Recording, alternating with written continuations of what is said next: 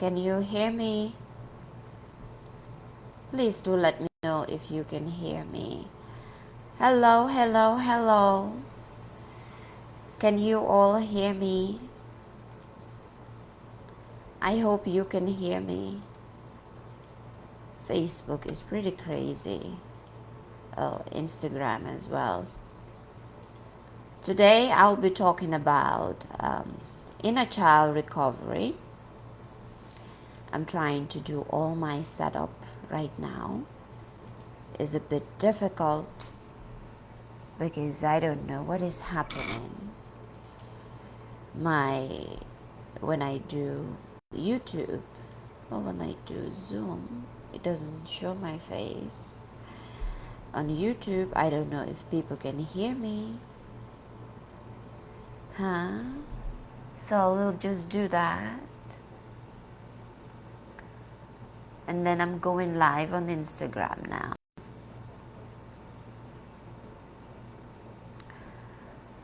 Put the title, The Inner Child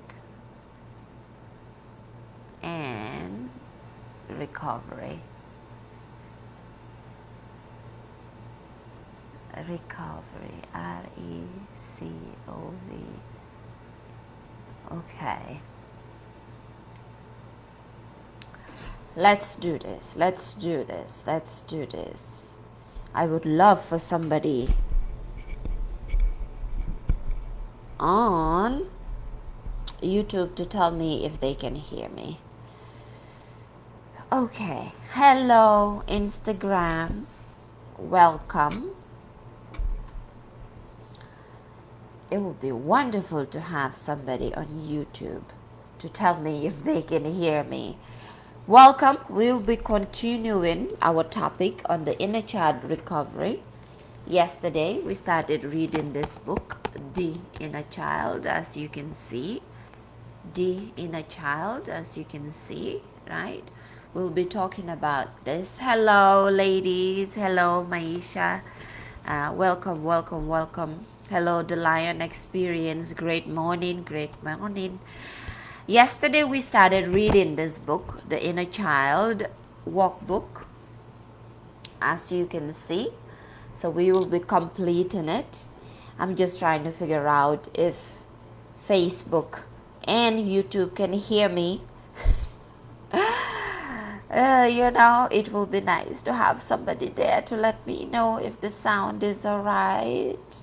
But I'll be watching there to see what's going on. So the inner child recovery, right? We'll be going through this.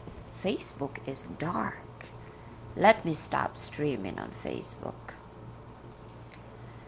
And then I will just take from Instagram and post it there. Because I don't know what's happening. Hello, welcome. And I hope that YouTube is hearing me too. Right, guys? Okay. Bear with me. I'm trying to figure this out. So this is what we will be completing today. Not the whole book, of course. Right? And I have few prompts here that I researched, that I looked up. And with the inner child recovery, which is the topic for today, we'll be talking about the common inner child driven patterns. So we'll be going from the patterns to see the patterns and then use the book to break it down, or use the book to break down both. Goodbye. Right. Maisha, can you hear me?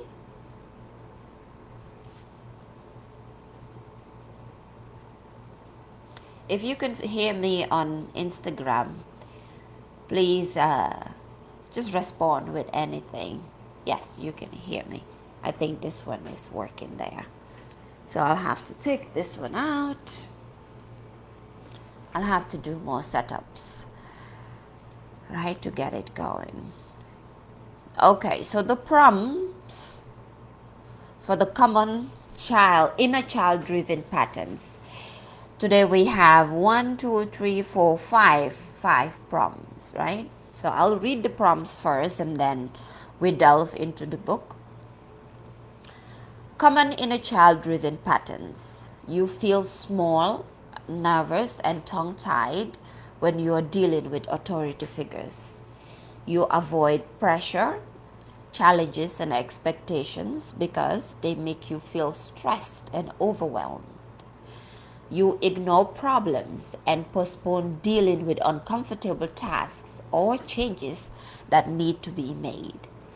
You tend to blame others, the past, or the circumstances you are in, rather than taking responsibility to heal the pain they have caused you. And the last prompt is you don't take good care of yourself because somewhere deep inside you still hope that someone else will do this for you. Now, this is a deep topic, right? I have gone through all these issues, all this roller coaster. I have gone through it all, right? And so here, inner child recovery. Can you hear me? Can you hear me, Facebook? So, this is where we stopped yesterday. Inner child recovery. I'll be reading from there. The inner child recovery. Oh, you can hear me great. That's wonderful. I've been trying to set this up, right? So we're reading the book, The Inner Child Workbook, which I posted in the community yesterday. And one of the ladies in Girl Hold My Hand was asking me where to find the book. If you do want the book, I should have posted the link, right? I'm getting there. But I'll get the link to the book for you and post it. You can DM me, you can message me, and I'll post it for you. So let's read. I'm going to start reading. The Inner Child Workbook. What to do with your past when it just won't go away. Inner child and recovery. For many, healing the inner child became synonymous with recovery. Abstaining from destructive behavior became dependent on dealing with one's past. The main concept of the inner child theory is the personification of this past. It gives individuals a way to relate to their past in a tangible rather than abstract manner. So if you have a question about this, please put it in the chat and I will answer. This is a summary or a look back at where we stopped yesterday, right? We read this page yesterday, so I'm just going over it for today and then we'll take it from there.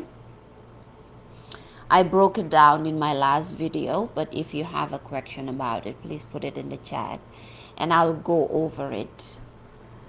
I'm trying to find a word, but I can't remember the word. Okay, where did I stop? As illustrated in my own story, I was better able to deal with the painful feelings associated with my dad's death or the loss I felt as my relationship dissolved when I objectified those feelings and related to them as the feelings of my inner child. If you were not here in the past videos, we broke down what inner child is. All right, and I can summarize what that is from the one we did yesterday.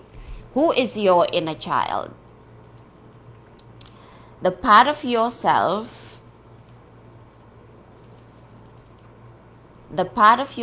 who still thinks no one loves them. The part of yourself whose feelings were overlooked. The part of yourself who is still scared of mom or dad coming home. The part of yourself who needs to be perfect for mom and dad to love them. The part of yourself who feels the world is too big for them. The part of yourself who doesn't know who will be there for them. The part of yourself who doesn't know when they will be picked up from school, when they will be fed. The part of yourself that needed a hug instead of yelling or spanking. The part of yourself that needed someone to protect them from monsters, both real and make-believe. The part of yourself that wanted to laugh and play and just be a kid. The part of yourself that is afraid the world is too scary and that everything is going to fall apart. This is what? This is our inner child. The part of ourselves that has been stifled, the part of who we are that we cannot relate to. I do want to go live on YouTube.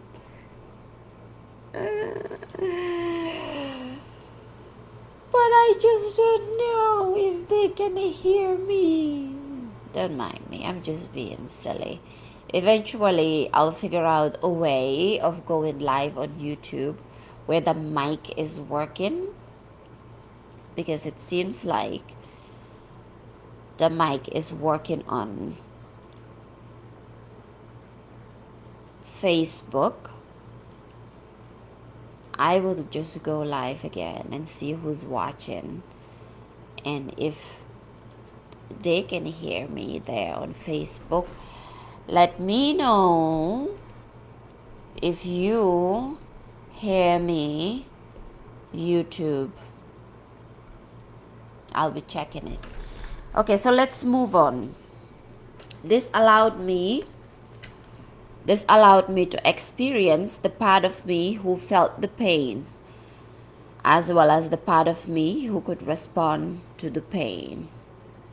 Right? So the inner child embodies the characteristics of the innocent part of the self. But as you continue your internal work, you soon discover that there is more than one voice crying out for help. And the more than one voice, as we spoke about yesterday, it could be whoever is speaking in your head, whoever raised you, the voices that are around you, from your parents' voice. For me, the dominant voice in my head was my mother, and it wasn't the best of voices, which is why it is said that words are spells, right? Let me turn on the light here so it can be brighter.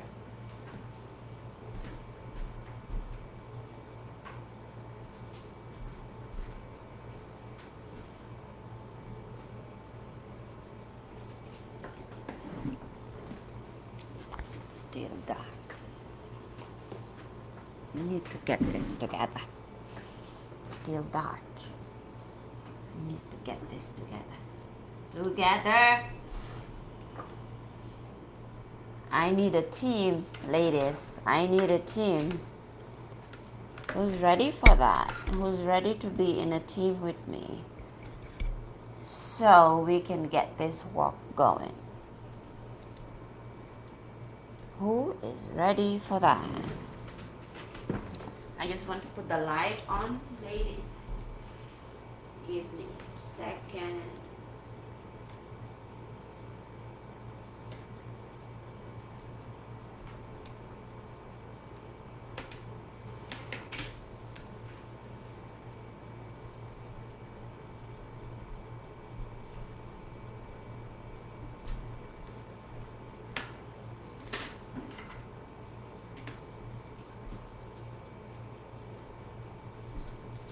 I am right here.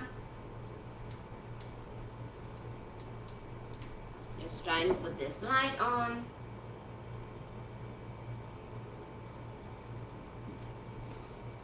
Okay, Oh my God.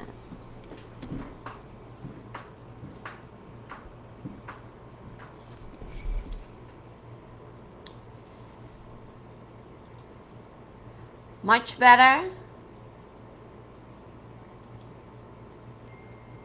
Okay. A lot better?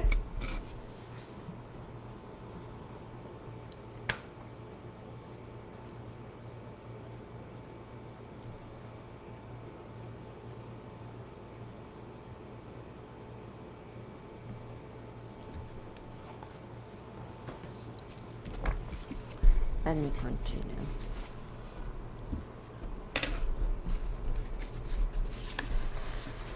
Let me continue. Okay, the inner child. But as you continue your internal work, you soon discover that there is more than one voice crying out for help. These voices represent different sets of needs that require unique and age-appropriate responses.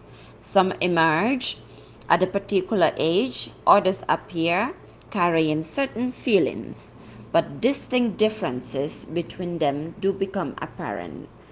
That is why I use the plural inner children, right? Inner children. We have inner children. Depending on who is speaking in your head and what they are saying in your head. Is it your mother? Is it the father? Right? The inner child, the inner children, the different voices that are speaking in your head. Being able to understand whose voice is in your head, what they are saying in your head. Is it empowering? Is it uplifting, right? Does it bring you down? I always say when I come on live, I always say that, most of us, depending on what you believe in, depending on what your spirituality is, depending on what your religion is. Some people say the voice of God. Some people say the voice of Allah. Some people say the voice of the Holy Spirit, right? These are all one voice, and it is your voice. It is my voice. Hello, Miss Liz. Thank you for stopping by. Thank you so much. You are beautiful, beautiful. And I've always wanted to comment this in on one of your posts. There was one time where you said that you need to go live more. And I've been wanting to say, yes, you need to go live more. Just your face. Just your face is just so gorgeous. You need to be more on the camera, and I'm glad I have the opportunity to tell you that you should be live more. You have a beautiful, inviting face that more people need to see. Glad I could say that. Yes, you're very welcome. You're very welcome. So when we say, in my experience and the way that I think about it and the way that I see it, right? When I hear pastors or religious leaders, spiritual leaders talk about voice of the ancestors, voice of the Holy Spirit, voice of God, just voice of divine, is your own voice, is my own voice, is that little voice that we very rarely hear, right? Depending on how you were raised. Now, if you relate to the things that I'm talking about, that means that you were raised in a way where you were not in touch with yourself. You were not allowed to speak for yourself, to think for yourself, right? Which is why I always talk about adverse childhood experiences, which is ACEs.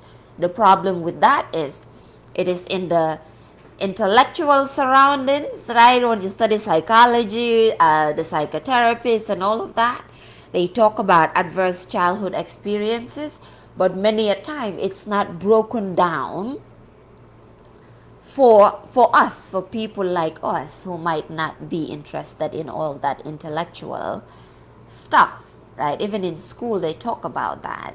How all these issues, there's studies in them, there's research about them, but it is not given to the general public for people to understand. Now, if you relate to what Coach Stormy talks about and everything she explains about her life, this is basically what she is talking about. She is talking about childhood trauma. She is talking about inner child healing. She is talking about adverse childhood experiences. Right? So let's move on. I have found it useful when working with the inner children to draw on the discoveries that Erik Erikson, he is well known in psychology, and Jean Piaget, they all talk about childhood development, right? Childhood development. If you see the daycares or if you see home care, family home cares, they need a certification in childhood development.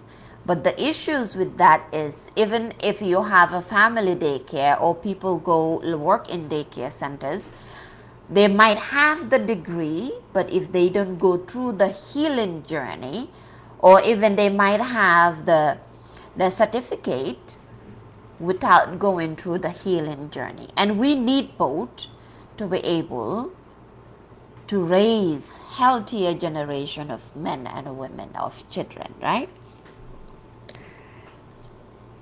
They observed there was a natural progression on the stages of development from childhood into adulthood. Each stage has specific tasks that need to be mastered if you are to move successfully to the next stage. I don't know if anybody has ever heard of arrested development. That's another issue, arrested development. Now let me break this down. Some of us, let me use a story. My last situationship, I call it a situationship. I thought it was a relationship, but it was a situationship. That's when I understood that there's something called situationship. I was with a grown man. Now, I'm not talking a grown man in his 50s. At that point, I didn't understand what arrested development is. He's in his 50s. His body is grown. He kind of talks grown. But also because my healing journey wasn't finished, and like Coach Ken was talking about yesterday in Coach Stormy's life, my vetting skills were not as good as they are now. I couldn't see the toxicity in him because I couldn't see the toxicity in myself either. Right? So he is grown, but mentally he is not grown. So if I type here, what is arrested development in psychology, what comes as, in short, arrested development arises when someone is unable or unwilling to protect, take care of, or address the emotional vulnerability. I can never say that word. Vulnerability they are experiencing. Right? So they can be 50, but they still have the mind and the maturity of a 20-year-old. Or you can see a 30-year-old having the mind and the maturity of a teenager. And so you see somebody saying, this person is not mature. This person is acting like a kid. I was there. I was in my 30s. I was 30, right? I'm 35 now. I was 30 and I was acting like what? I was 19. Because I have not healed, because there's still emotional baggage. I like to call it emotional constipation, when you are emotionally constipated, right? So you need to detox, you need to cleanse your mind, body, soul. That involves the healing journey. What you do not master in childhood reappears in your adult lives as inappropriate responses to people, places, or things. There's a quote, and I said that yesterday, which is that what you do not heal, you date. What you do not heal, you date. I want to say it in a nice way, right? The same man dating the same man in just different sneakers. It is these inappropriate responses that cause you discomfort. They are outgrowths of the pain and fear experienced in childhood when basic needs were not met. Most of us have experienced that, where our basic needs were not met. Right? If I go back to the prompts, common inner child-driven patterns.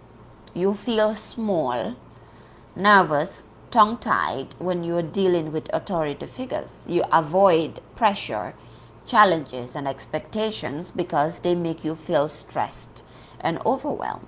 We run away from our triggers because as a child, our basic needs, which is the hugs that we need. I spoke about that here. The part of yourself that needed a hug instead of yelling or spanking. So that changes how we see ourselves and the way that we think ourselves as a child. Trauma impacts our brain. It changes the brain. It changes the way we think. It changes the way we act. It changes the way that we behave, right? So when your childhood is traumatic and your basic needs were not met, we are always looking for that outside of ourselves instead of within ourselves, because we have all the power regardless of where you are, regardless of who you are, regardless of where you live, right? We all have the power within us. But the problem is, if our basic needs are not met, we are always looking for everything outside of us. The validation, we are looking for it outside of us. The love, we are looking for it outside of us. The hugs, that is why it is always said, looking for love in all the wrong places, not knowing that the love, the joy, the happiness is all here. The satisfaction is all here within us. Nobody else can give it to us. Just today in the live that we did, not in the live, in Coach Stormy's live, she was talking about how when you know yourself, the money will come. Like, you have to know yourself first. Because then if you don't know yourself first, you're always going where? Out there looking for it. Learning what you need to learn in each childhood stage is contingent upon your needs being met. You need to feel safe with your caretakers, receive the support necessary to accomplish the other tasks that accompany each stage of development. If your needs at each stage are not met, you do not have the foundation needed to master these tasks. Of course, life does not stop because you are unable to learn and master these skills. It continues, and you survive by developing faulty ways of responding to others and to the events that take place in your lives, right? I've been listening to R.C. Blakes this morning. Wonderful, wonderful, Nina. Good morning and welcome. Yes, listening to him first thing in the morning. I mean, it's wonderful, yeah? So yesterday I mentioned how, for me, how that manifested, what I just read. When I was a child, right, I thought everything needed to stop when I had a problem. I always wondered, why is everybody going on and living their lives like nothing happened? And then sometimes I will either have a problem or at home, or an issue will come up, or I'm confused or overwhelmed. And then I would look around in awe. I will sit outside looking around in awe, wondering, wow, everybody's just moving on with their life like nothing happened. I don't get it. I am feeling this way, but I'm out here looking at people, and everybody's just moving on. I used to think these thoughts because that used to just like, oh my God, nothing's really happening, right? Everybody's just moving on. But life doesn't stop. Life doesn't stop because we're going through something. Life moves on. You die today, people move on, right? There's a post that I posted on my accounts, and it says, let me find it here and read it. And it's about work. Somebody, their coworker died, and the company just moved on. And it says here, no, the happiest people are hurting. The happiest people, the cutest, all makeup and stuff. You see them out there and you're like, oh, their life is great, and you just never know what's happening to them. And here it says, a co-worker died 2 days ago. HR is busy cleaning out her office and a talk of posting for her position. Meanwhile, a family is grieving the loss of a beloved wife and mom. This is a reminder that you are replaceable to your work, but you are invaluable at home. Don't make your work your life. Don't make your work your life. Make your life your work. It's the other way around. And somebody commented that, well, different comments here. It said, the main one that I want to read, it said that they replaced my co-worker before she was buried. I have this in my neighborhood group. It's amazing, right? We don't think about these things. Let me continue. In childhood, these faulty behaviors are functional because they help you survive. But in adulthood, they become inappropriate. They no longer bring you what you want and need. You continue to repeat these faulty behaviors as adults. However, because you know no other way to respond, right? It brings to mind the saying, if I knew better, I would have done better. Like, we don't know what we don't know. There's a lot of behaviors. Work harder on yourself than you work on your job, right? That is Jim Rohn. Yes. And so the need for validation, seeking validation, the need for love, looking for advice, right? This here, let me read it again. And I made a post about it, and I'll read that post because it connects to it, right? In childhood, and again, I'm reading from the Inner Child Workbook, right? In childhood, these faulty behaviors are functional because they help you survive. But in adulthood, they become inappropriate.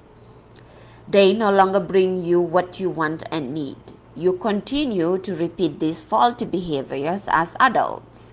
However, because you know no other way to respond, these behaviors express your fear of love. I was scared of love. Your inability to say no. I would have a headache if I had to tell somebody no. Your criticalness, your shame, and they result in patterns that interfere with your professions, your self-esteem, and your capacity to claim your place in the world as an adult, right? Let me read you the post here. I posted it on my Twitter, and it was when I was doing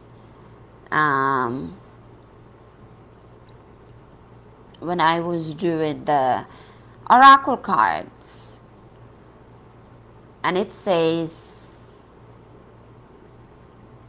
it says, I'm gonna find it.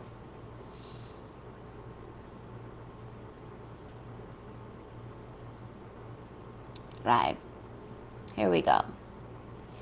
You may be used to consulting your group of friends or trusted parent, confidant, or romantic partner about the ongoing events in your life. But right now, external input is affecting your course of action. Follow your own lead when it comes to important decisions regarding your path. While counsel feels helpful, it can sometimes do more harm than good, especially if your advisors are putting their best interests first and not yours. There is no greater voice in your head than your own. It's okay to own that.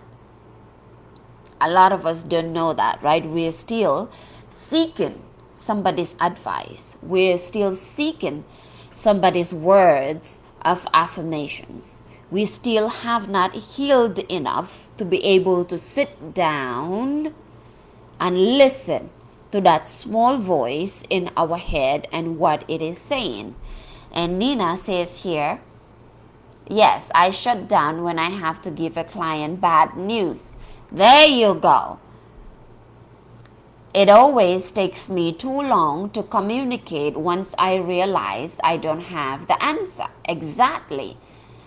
I hate unwanted advice. That's the quickest way to tick me off. Exactly. Nina is me.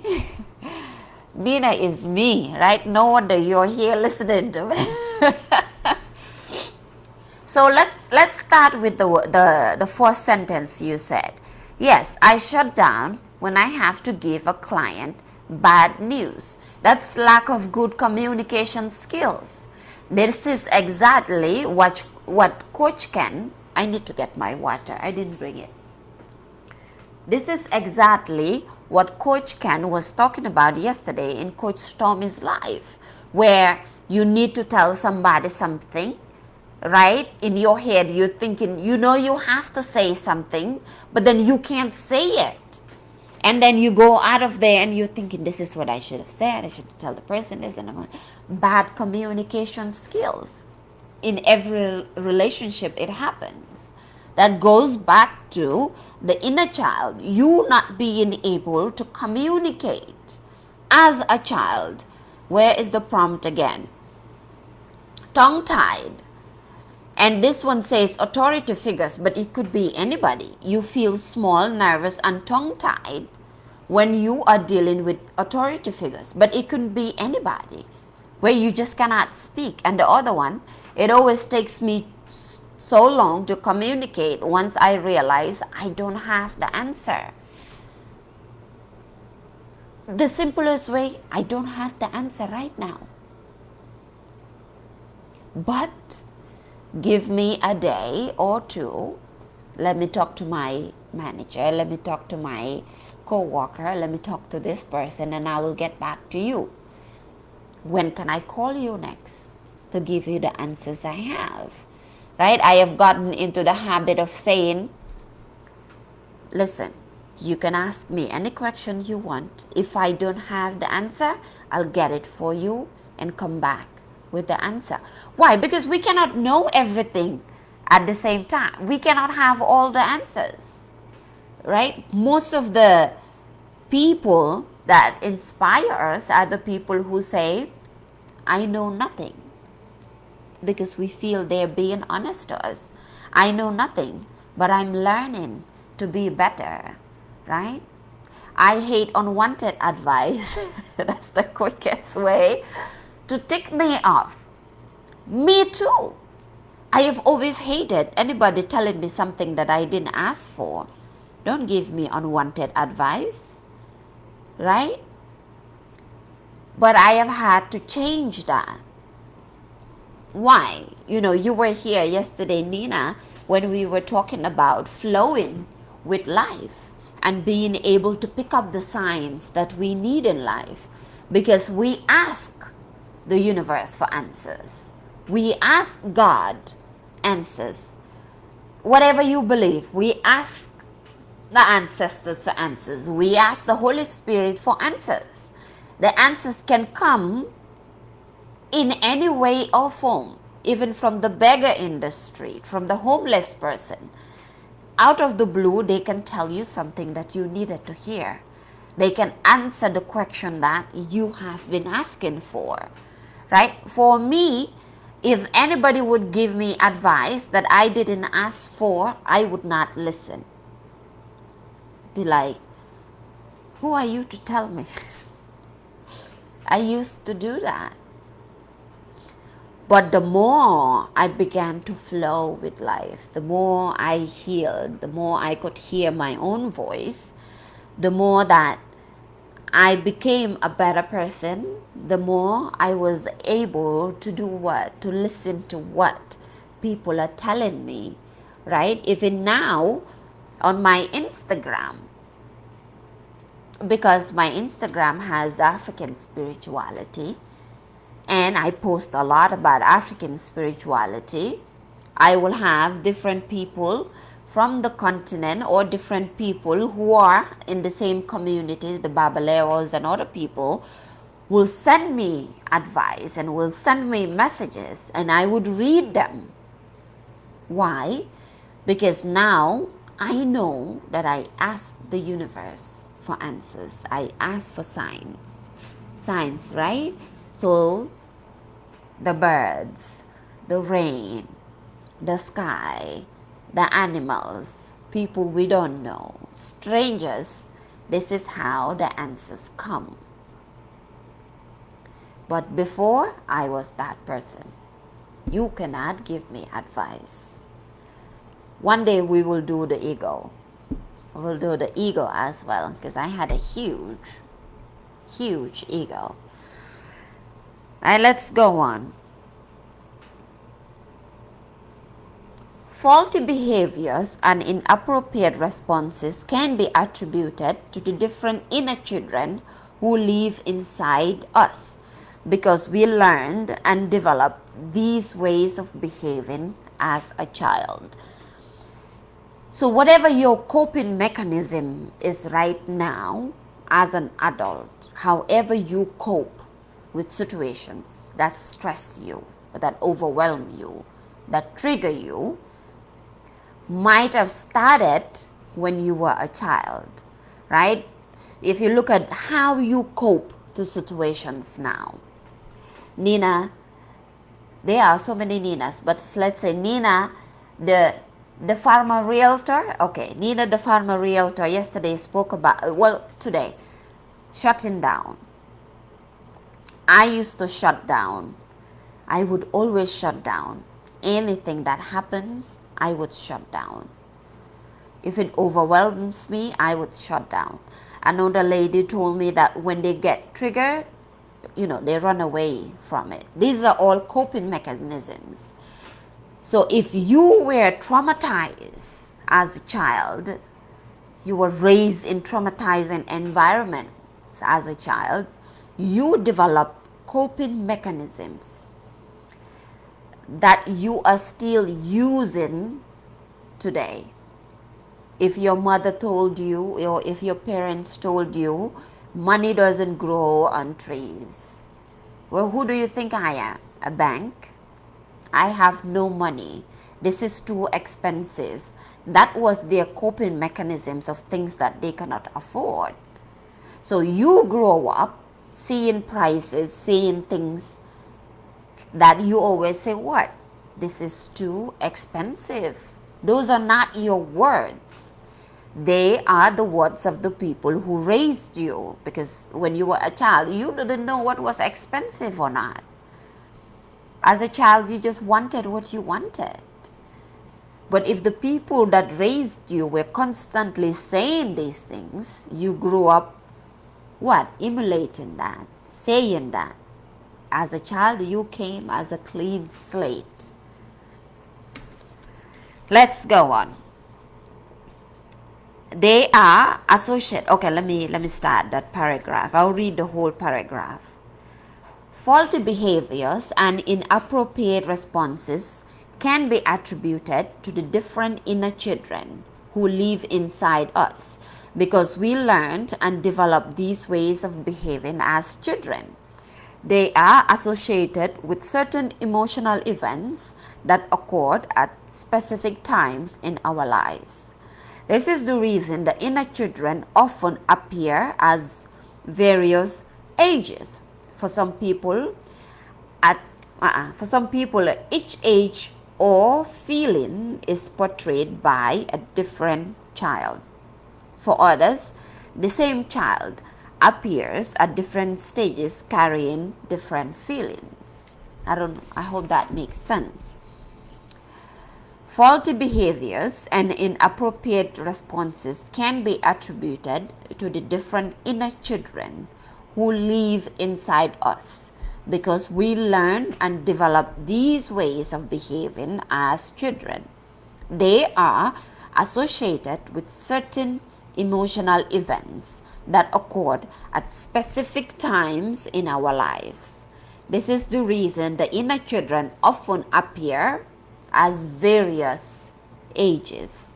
For some people, each age or feeling is portrayed by a different child. For others, the same child appears at different ages carrying different feelings, right? The example that's coming to mind is Beyonce.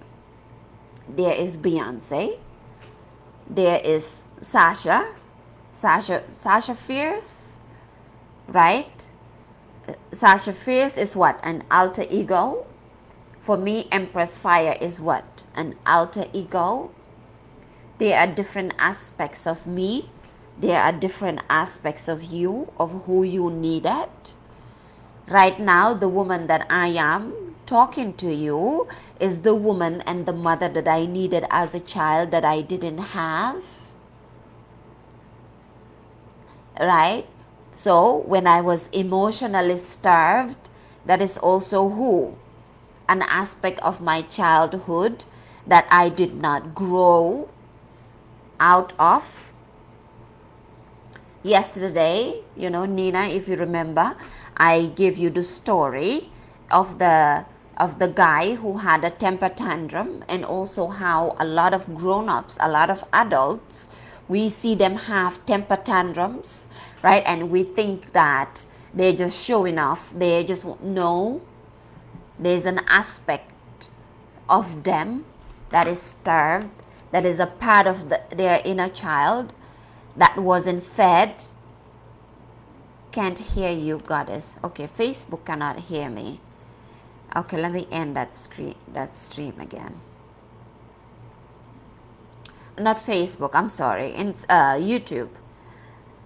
I am so my grandmother. This is how my grandmother used to speak. Instead of saying one thing, she will call one thing 50 different things before she gets to the name. I'm not mad about it. She lived all the way to her 90s, and so I would love to be her. Okay, I'll continue with just Facebook and Instagram, and then when I'm done, I'll download it and put it on YouTube. I don't know what's happening in YouTube. So let's go on.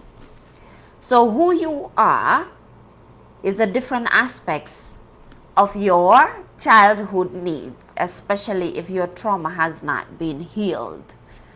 Right? If your trauma has not been healed, and right now you are running on coping mechanisms, how you cope with different situations is related to how you used to cope as a child.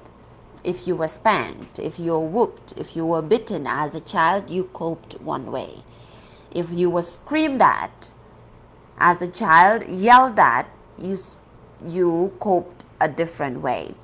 Or it can be one child coping with different situations in the same way.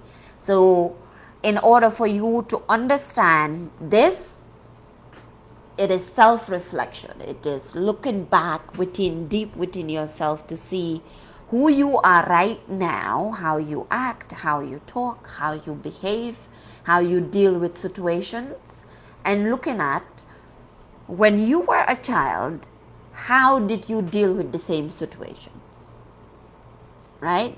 An example is, for a long time, I still do that now. I am great at ignoring people. That was a coping mechanism. Now, as a grown up, I know now how to balance it. But I was great at ignoring people. Why? Because my uncle used to beat me, used to whoop me. You know, people call it differently. I used to get spanked nearly every day or once every week by my uncle. And my grandmother taught me to ignore that, how to ignore him. So me ignoring people was part of my coping mechanism as well. So I would shut down, which I just mentioned. It was part of my coping mechanism. Or being in my room, which was part of my depressive state that I didn't understand. Shutting myself inside of my room in the dark, crying myself to sleep, you know, having my snacks and sweets and all of that inside my room, having my own television inside my room, reading romantic novels continuously inside of my room was part of a coping mechanism that I needed to do as a child to just process my feelings without help, even though I wasn't really processing them. And I grew up doing the same things up until my 20s, late 20s, before I started my spiritual journey at around 27, 26, right? To understand, okay, these things are repeating and I don't know where they're coming from. So what exactly is this? Your inner children may appear in daily life in several ways. Sometimes this is positive, such as the childlike joy you feel when you fly a kite or the excitement you experience at a ball game. Right? Yesterday I spoke about how, one of the healing aspects of inner children or inner child, it involves going to the park, walking in nature, walking bare feet, swinging, doing jump rope. My country back in the Gambia, we call it skipping, or there's also double dutch. As a grown up, we feel too big, we feel too important to do these things. Oh, that's for children. I am not going to do that. But even saying that relates to your childhood. How were you raised to think about things? Were your parents constantly telling you, you are a big girl now, you are a grown up, you shouldn't be doing these things. You shouldn't be playing with kids. Forgetting that when we grow up, either we have children or we babysit children or we are nannies or godmothers and godfathers, aunties and uncles, we have to play with the kids in our lives. Right? So when you're 10 and you're playing with a child who is 2 or 1 and your parents say, you're too big for this, you shouldn't be doing this. And so you grow up and you cannot go to the park, you can't walk bare feet because it's considered childlike and uncivilized to be doing that, when generally in life we came naked, bare feet, clean slate, with none of these things that is considered civilized and adults. Anyway, I can talk about that forever. But just remember, adults or grown-ups are what? Are just kids in big bodies. Kids in grown-up bodies. That's what we are. We are still the children we used to be, just in grown-up bodies. They also can be responsible for the times you feel angry, alone, or confused. These painful feelings get triggered whenever you confront a situation that involves a developmental task that you did not successfully master, right? As I mentioned. Hello. Hello, hi. Welcome. Right, where was I? Yes, these painful feelings get triggered whenever you confront a situation that involves a developmental task that you did not successfully master. I see that somebody is requesting to join. Please send me a DM. I'm not just taking any request. Send me a DM if you want to be a part of this live, and we can talk about it, right? And come to an agreement for the live. For example, a skill that was to be learned by you as your grade school. Let me read that again. Let me read that paragraph again so it's together.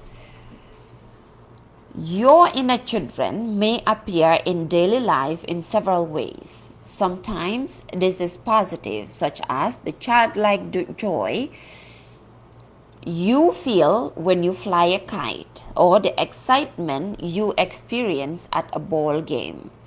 They also can be responsible for the times you feel angry, alone, or confused.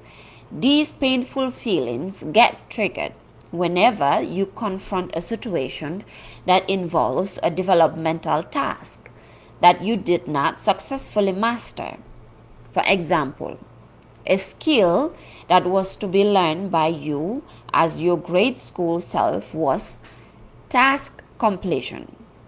Between the ages of 6 and 12, you are given the task of completing homework assignments and school projects. If instead you had to focus your attention on a painful situation at home, if you were worried about getting beaten, or trying to second guess whether your father would be drunk, the emotional and intellectual energy you need to learn the skills to begin projects and to follow them through might not have been available. This was me as a child, right? You then might have been labeled as lazy or stupid because you were unable to complete assignments. In response, you may have been embarrassed and thought of yourself as incompetent. As an adult, when faced with a similar situation, such as writing a college term paper or completing a report for your boss, you may now experience the same feelings of embarrassment and the same fears of humiliation. To heal that pain, you would need to return to that age and help your grade school self within learn the skills necessary to succeed. Knowing now that task completion is learned in this developmental stage would help you focus your inner child and help him or her develop these skills. Now let's talk about that. Right?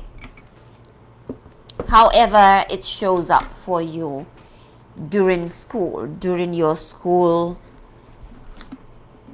age self, grade school age self. I know for me, completing schoolwork or doing assignment is a problem. This is flickering. Let me stop it. Oh, it's that person.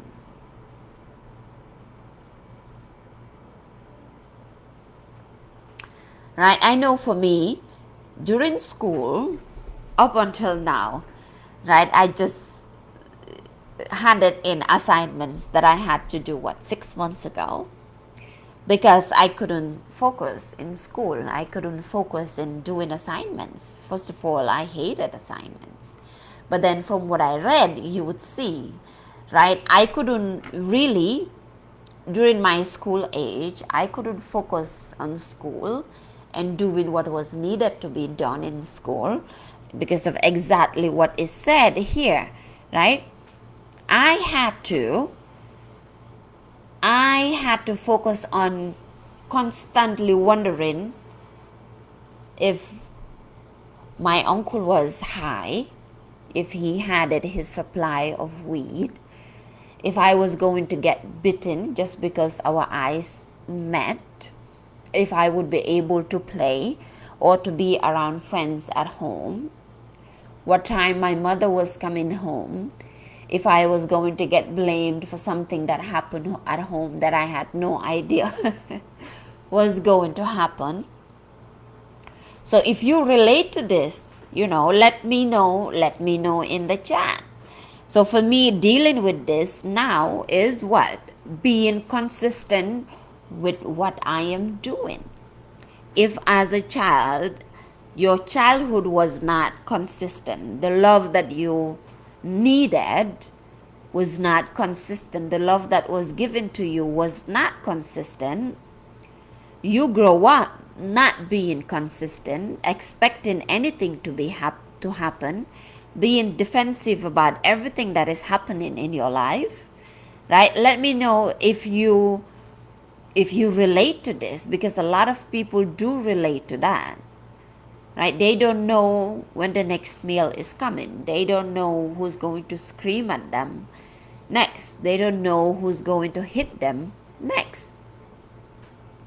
I don't think I had issues completing tasks and staying focused as a child. But as an adult, oh my God, yeah,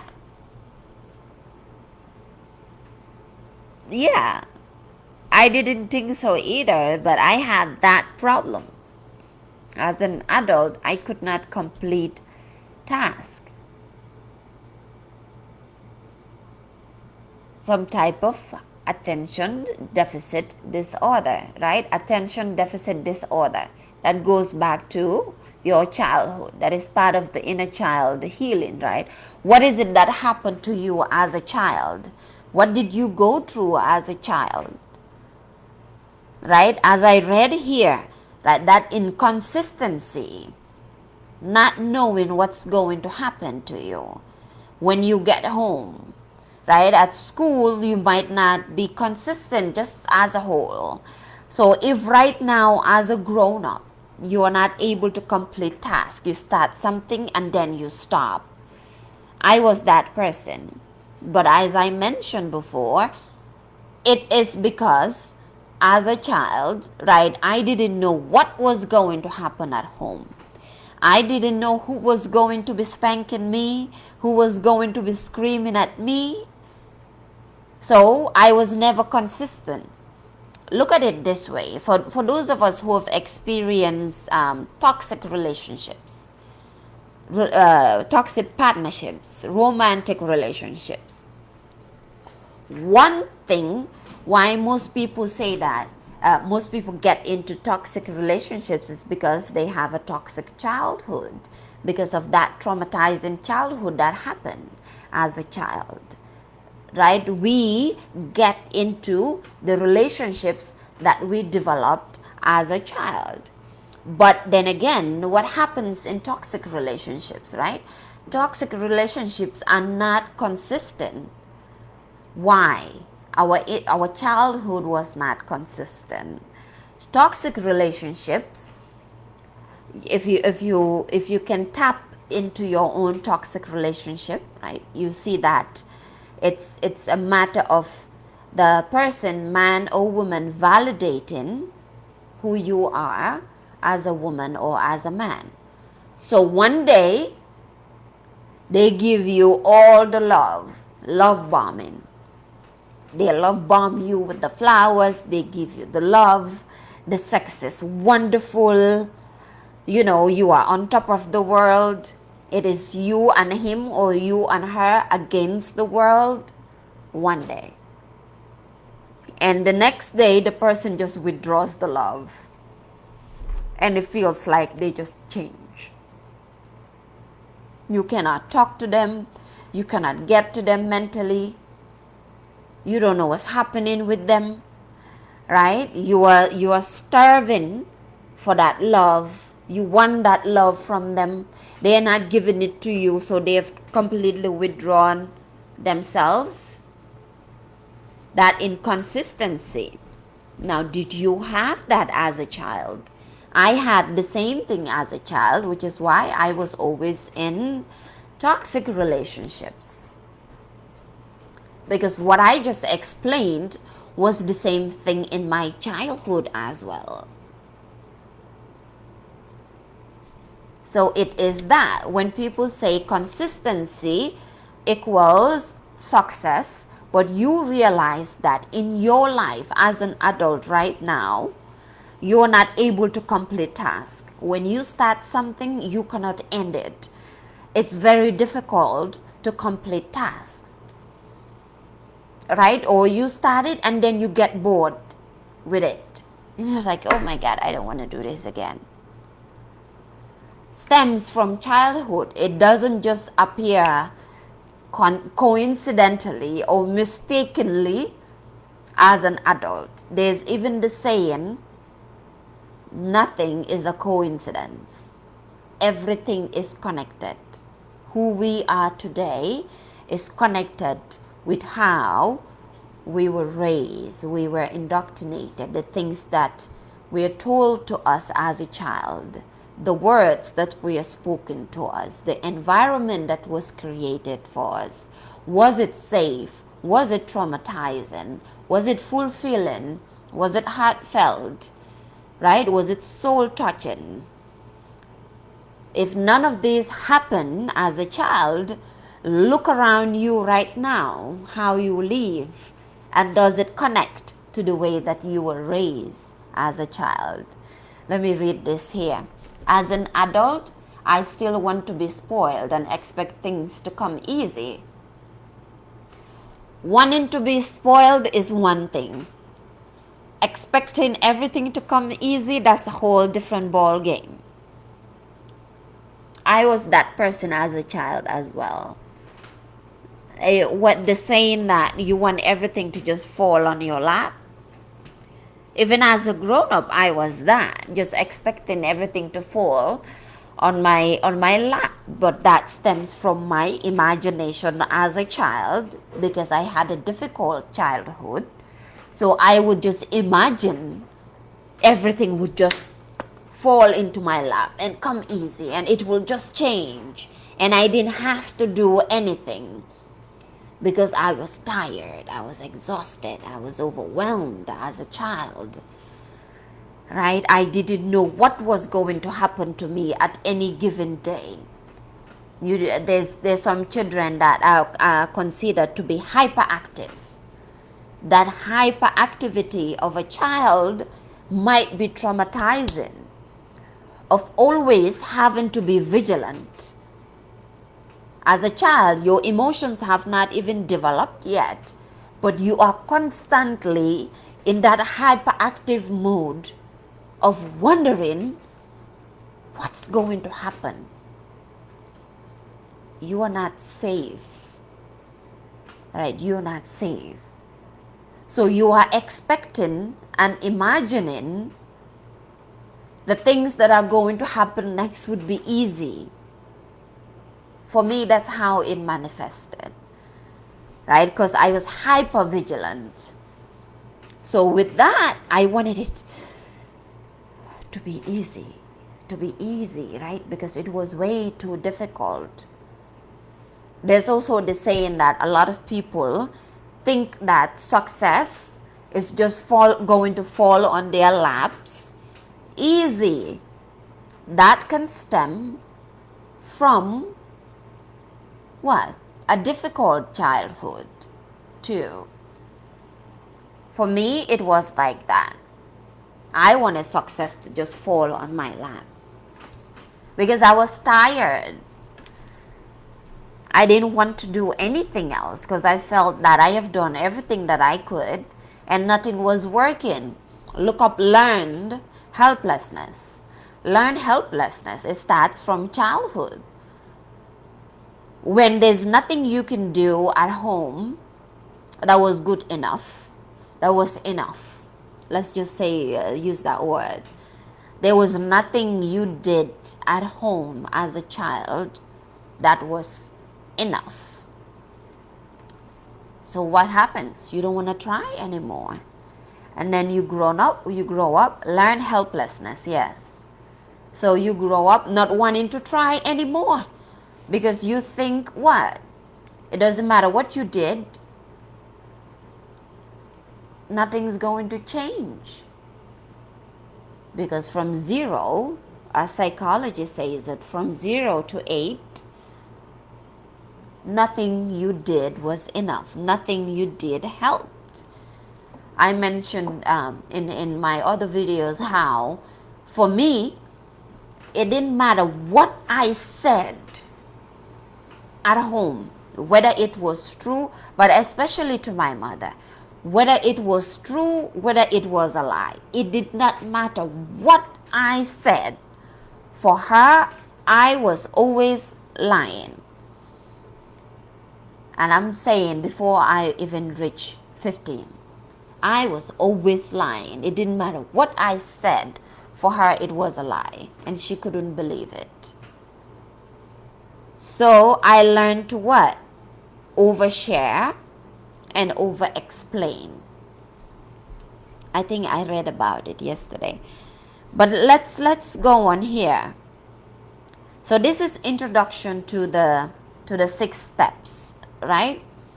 I don't know how long we'll be here today, Nina. Maisha is not here, but let's go on until we are tired. Introduction to the 6 steps. As I walked with the children within, it became evident that the steps of healing were predictable. Certain events were necessary if healing was to take place. That progression evolved both into a formula that I now use when working with an inner child's pain. I have recognized the work. I have organized the work with each developmental stage of the child around this formula, right? So the book gives us a formula. It consists of 6 steps. Step 1 introduces you to the tasks that needed to be mastered at each developmental stage and helps you identify the pain that resulted if you were unable to complete these tasks. Let me read that again. Step 1 introduces you to the tasks that needed to be mastered at each developmental stage and helps you identify the pain that resulted if you were unable to complete these tasks. So, you have to look at that in your life right now. How you react to situation. I've mentioned this already, right? So I know for me, what example can I give you? During my healing journey, right? I knew that, okay, I'm going to take femininity as an example, given that my focus with this is mainly with women, even though men can pick up what they need from it. So my healing journey, when it came to femininity, right, I knew that as a child there were certain things that I loved doing. There are certain things that I wanted to do that I wasn't able to do. Right, so as a child growing up in the Gambia, in West Africa, we would wear wrappers. Depending on with different fabrics. I did not like these wrappers. I didn't like the wrap because I wasn't able to walk with it. So what I preferred was skirts. I wanted skirts. I wanted long, huge, flowy skirts to wear, or long, huge dresses. These are the things that I wanted to wear as a young child. Unfortunately, my mother wouldn't let me wear these things. Why? Because culturally she wanted, what everybody was doing. Oh, this is somebody's child. Oh, look at them, blah, blah, blah. So I stopped wearing it all because I would go to the tailor. You'd always have a local tailor in the neighborhood, somebody that can sew and sew the stuff for you, right? So I would go there and I will make them sew skirts for me. When my mother makes my clothes, she will do the wraps for me. And then I wouldn't be able to walk with these things. And I will have to take it back to the tailor to get them to make a skirt for me. That is what I wanted as a young girl. She wouldn't let me wear these things. She wouldn't make these things for me. And she was herself a tailor. She had a tailoring shop too. And so it was so exhausting. I stopped wearing all of it. And I just kept wearing pants. I stopped wearing the African traditional clothes because I'm like, I can't wear what I want. So I would just wear pants. So much happened, right? But on my healing journey, when I started healing, the first thing that I did was buy huge, flowy, long skirts to help me on my journey. Another thing that I loved as a child, some of you might not know this, but if you were raised in a Muslim family, which happens a lot, you are told that nail polish is haram. If you do nail polish, you cannot pray. If you do nail polish, your prayers will not be accepted by Allah. If you do nail polish, you cannot do the is it called wudu? Japa. In my language we call it japa, which is the water that you use to cleanse yourself before you do the 5 daily prayers. You can't do this nail polish because it's haram, right? And I, as a child, absolutely loved the idea of nail polish. Not because of anybody, I just loved having different colors on my nails. So on my feminine journey and getting back to my femininity and getting back to myself, understanding myself as a woman, I had to go back to that stage and those things that I loved, that I wasn't able to do, and start doing them as a grown woman. Which is why I always say that our parents did a number on us, but religion also did a number on us, especially as women. Right? Especially as women. Religion did a number on us. And our parents, if they were not conscious, too, they bought into those ideas. So look at the stage that you are in life right now, and see what are the things that you wanted to do that you couldn't do as a child. What are the things you wanted to do that you couldn't do as a child? Another thing that I loved doing as a child was being with my friends. Every child loves that, right? Being with friends, playing, running. Yeah. Yes. That's deep. I gotta dig on that one. Yeah.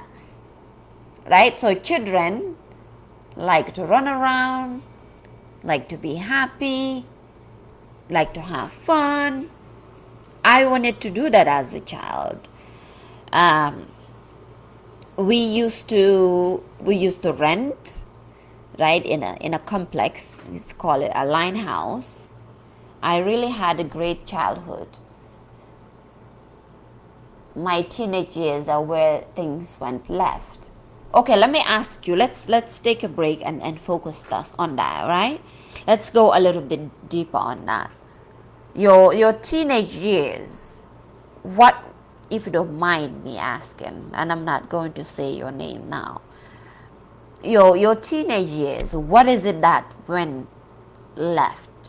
And what is the earliest memory that you had of things going left? Right? What is the earliest memory you have of things going left? Or you can also answer what went left during your childhood too. Nene, indil mondo, please. Ak suma cold water. Yeah, ak suma indil ma suma cup bi ma tek fofu nonu ak straw bi, please. Thank you, baby girl.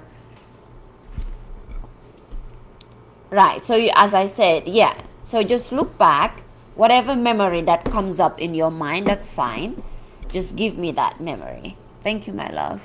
Are you doing your reading and the writing? No, you are not. Okay. Are you able to find my coffee cup? Do you know where it is? Is it in the bedroom? Sa néeg bi laa ko def wala si waañ bi. Coffee bi ma doon naan. I know na jeexul de, but I don't know where I put it.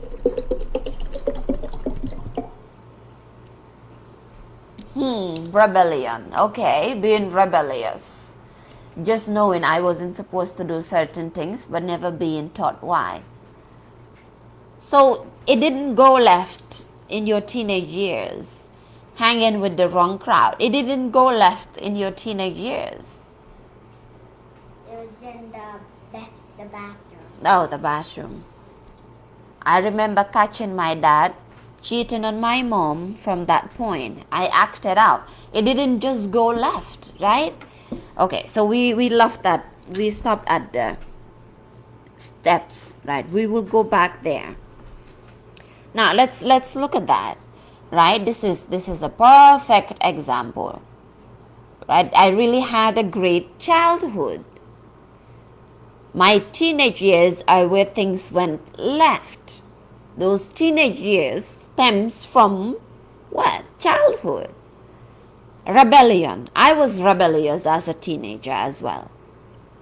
Just knowing I wasn't supposed to do certain things, but never being taught why. That also comes from the childhood too, right? What were the things that you were told not to do without telling you why you shouldn't do it, or even helping you understand what those things are, even as a child? Hanging with the wrong crowd. Were you able to play as a child? Were you able to have friends as a child? Right? Acting out. That comes from trauma. Being rebellious, that comes from trauma. As I was explaining, right? For me, I was very rebellious my childhood. People who know me, when I say I'm introverted, people who know me as a child will not believe that I am introverted or that I am shy, because they all know me as what you just said, rebellious. So what happens is sometimes, right, if you were traumatized as a child, there are some memories that gets blocked out. I mostly remember my teenage years and how rebellious as I was. I mentioned yesterday that I was a bully. I wasn't bullied. I was the bully as a child. I would climb over our fence to go out and be with my friends, because as a child I wasn't allowed to play. What I was just about to explain, right? I wasn't allowed to play, and I could not understand why I couldn't play with my friends. because, well, it was neighbors. We lived in the same line house, so I don't know if that's how they call it here in America. Sorry. We lived in a, so we were renting what we call it a compound. Here it could be apartment complexes, but it wasn't like story buildings. It was line houses like that. And so there were kids there. And before the inside of the compound, which would be called a house, before it was, they later had to do a concrete there, it was just sand. So we will go inside of the compound with the gates closed. This is where we would play. We would play, how do you call, hopscotch? Hopscotch? Yeah, I think it's called hopscotch here. We call it padinyedi. We will play that. But I wasn't allowed to go out there to even just play inside of the house. So me being the rebel, or that's where it started maybe, what I would do is I would take something that I was playing with inside of the house and then drop it out of the window outside just so I can step out to pick it up. But I remember this one time I did that just to go outside, and guess what? I got a spanking from that. I wasn't, just knowing I wasn't supposed to do certain things, but never being taught why exactly. I went through the same issue, right? I went through the same issue hanging with the wrong crowd. So because as a child, I wasn't allowed to play, I wasn't allowed to go anywhere, right? I was raised in a fear-based environment. Oh, if you go to that person's house. And I think people still do it today. If you go to that person's house, they can drug you. If you go to that person's house, and I'm talking about family members, right? They can give you food that if you eat it, you can die. If you talk to this person, oh my God. And I'm like, why? But like, I don't understand. What is it? I remember catching my dad cheating on my mom, and from that point I acted out. Yeah. So there might be a memory that you blocked. Same, I am very introverted now, but I wasn't as a child. You are me and I am you. This all started somewhere in childhood. So when I did therapy, I was in therapy for 2 years. Of course, after therapy and after my spiritual journey has been 9 years. I did therapy for 2 years and then be in school for psychology and then did Afrocentric consciousness. And now I'm able to sit and talk about it here. But then I realized that most of my trauma, within that process, I realized that most of my trauma started at 5. Before 5, I couldn't remember much. Now, well, I remember a little bit, but the house I was in, it was all fun. It was all, I remember having a wonderful childhood before 5, because I was living with my mom's sister. And what happened there was, we were in the city. It's the city of the Gambia, which is Banjul. That's where we lived. All my family is from there. And my auntie, you know, she was a free spirit. We had so much fun. It has always been fun being around her. And I remember leaving her house and then having to go and stay with my mother and my grandmother and my uncle in the town, which we will call a different borough. Leaving Manhattan and then moving to Brooklyn at 5. And that's where all my trauma started, because the things that I was able to do with my auntie as a child, I wasn't, from 1 to 4, I wasn't able to do anymore at 5 when I moved in with my mother and my grandmother and my uncle. And it just one day changed all of a sudden, and that change was very overwhelming for me. It's like stepping in, seeing your dad cheating on your mom with someone else. So you start acting out. So I started acting out. By age 8, I was a rebel, right? And then I remember at 7, I wanted to cut my hair. I wanted to have a haircut because there's this Senegalese musician called Kumba Gawlo at that time, before Rihanna, right? Kumba Gawlo would have a haircut. There was Grace Jones as well. All these amazing women that I'm looking at, and they have these beautiful haircuts, and I wanted to look like them. I just love them, and I wanted to cut my hair. And my grandmother would tell me, look at your small head, looking like an egg. That followed me for a long time. And then when it came to cutting my hair too, my mother would constantly tell me, no good woman cuts their hair. That is what? Being a prostitute, which is not true. Because if you look at African cultures and African traditions, right, it's always a haircut. People shave their head. It's a normal thing. But nobody really explained to me why I couldn't shave my head, because I am looking at African women who were shaving their head and they were no different than me. So I wondered, what do you mean? These are respectable women in our community, in Africa as a whole, and they are able to do it. Why can't I? And then I wanted to grow my locks, but locks was looked down upon, and I'm like, what is this? What are we supposed to do? We just supposed to wear wigs and all of that. And as a child, I've never liked wigs. Well, now I was able to do everything I wanted. Now I'm growing my locks, right? Obviously, I might go back to my Afro wigs because I've always loved big hair.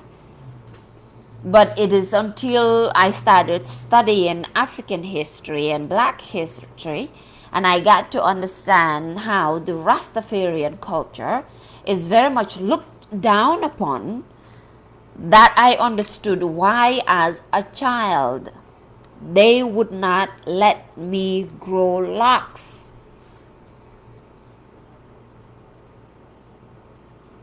Because you're seen as a rebel. The people that had locks are seen as dirty, as beggars. In Gambia and Senegal, there's something called bifals, right? I have always identified with them. I've always related with them. Bifals, the way that they dress. I talked about me loving big, flowy, huge dresses. Bifals dress like Rastafarian men, Rastafarian women, they dress like that. Now I understand the connection of Rastafarian culture with my own personal culture and the way that I was raised, which is why I always talk about how Miseducation of the Negro, which is a book, it is an African problem, it is an African American problem. All the problems that African Americans have, Africans have the same thing. Right? So that step, which is step 1, introduces you to the task that needed to be mastered at each developmental stage. So when you go back to your childhood and get to understand what is it that you needed as a child that wasn't given to you. Did you need a hug? Did you need word of affirmation? Do you have abandonment issues right now? Who was it that abandoned you as a child? I was supposed to read that in college. Of course, I didn't complete it. The Miseducation of the Negro, oh, you need to read that. It's good. It's very good. It's very good. When I read it, my heart just sank. And I just started buying all Black history, black psychology books. Yeah, yeah. So when you read that book and you really complete it and you understand the miseducation of African Americans, just understand that is also the miseducation of Africans. Right? Some people say that African Americans don't know their culture. Well, I can tell you, not all Africans know their culture either. It's the same problem. Most people don't want to talk about it, but it's the same people too. Right? It's just different stops. Some people would say we are the same people. Our ancestors were just dropped off on different stops on the boat. And that could be even me coming from West Africa, because I don't know if my roots are tied deeper in Africa than West Africa.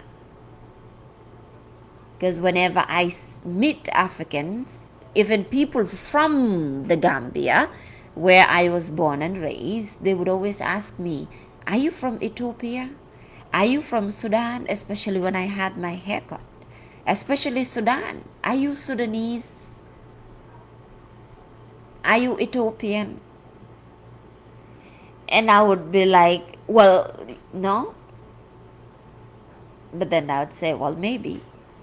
Right? Okay. So step 2. Step 2 helps you research childhood events and attitudes that influence your development at each stage, which I already explained, right? Put water in here. Okay. And I want to smell. All right. Step 3 helps you re-experience the feelings and sensations of that time. So I am going to break that down because I had a situation with that. Step 3 helps you re-experience the feelings and sensations of that time. We need to go back to go forward. That's what mainly what therapy is about. It's not just having somebody to talk to.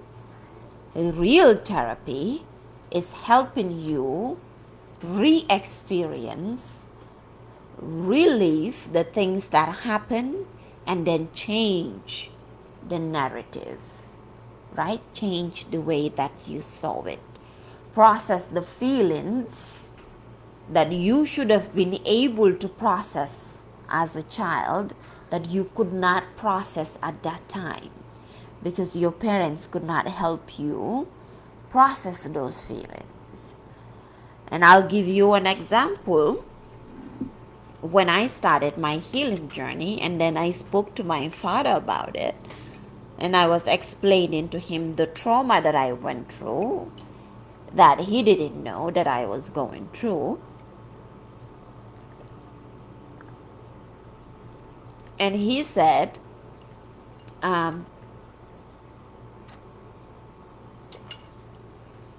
whenever I drink, I will remember Queen Po. I don't know if you know Queen Po. Queen Po, I think I don't know, she's in New York, but from North Carolina, from the Galagechi. And when she goes live and is talking to us, she'll be like, y'all, can you hear me drink? Can you hear the glove? Can you hear the water going down my throat?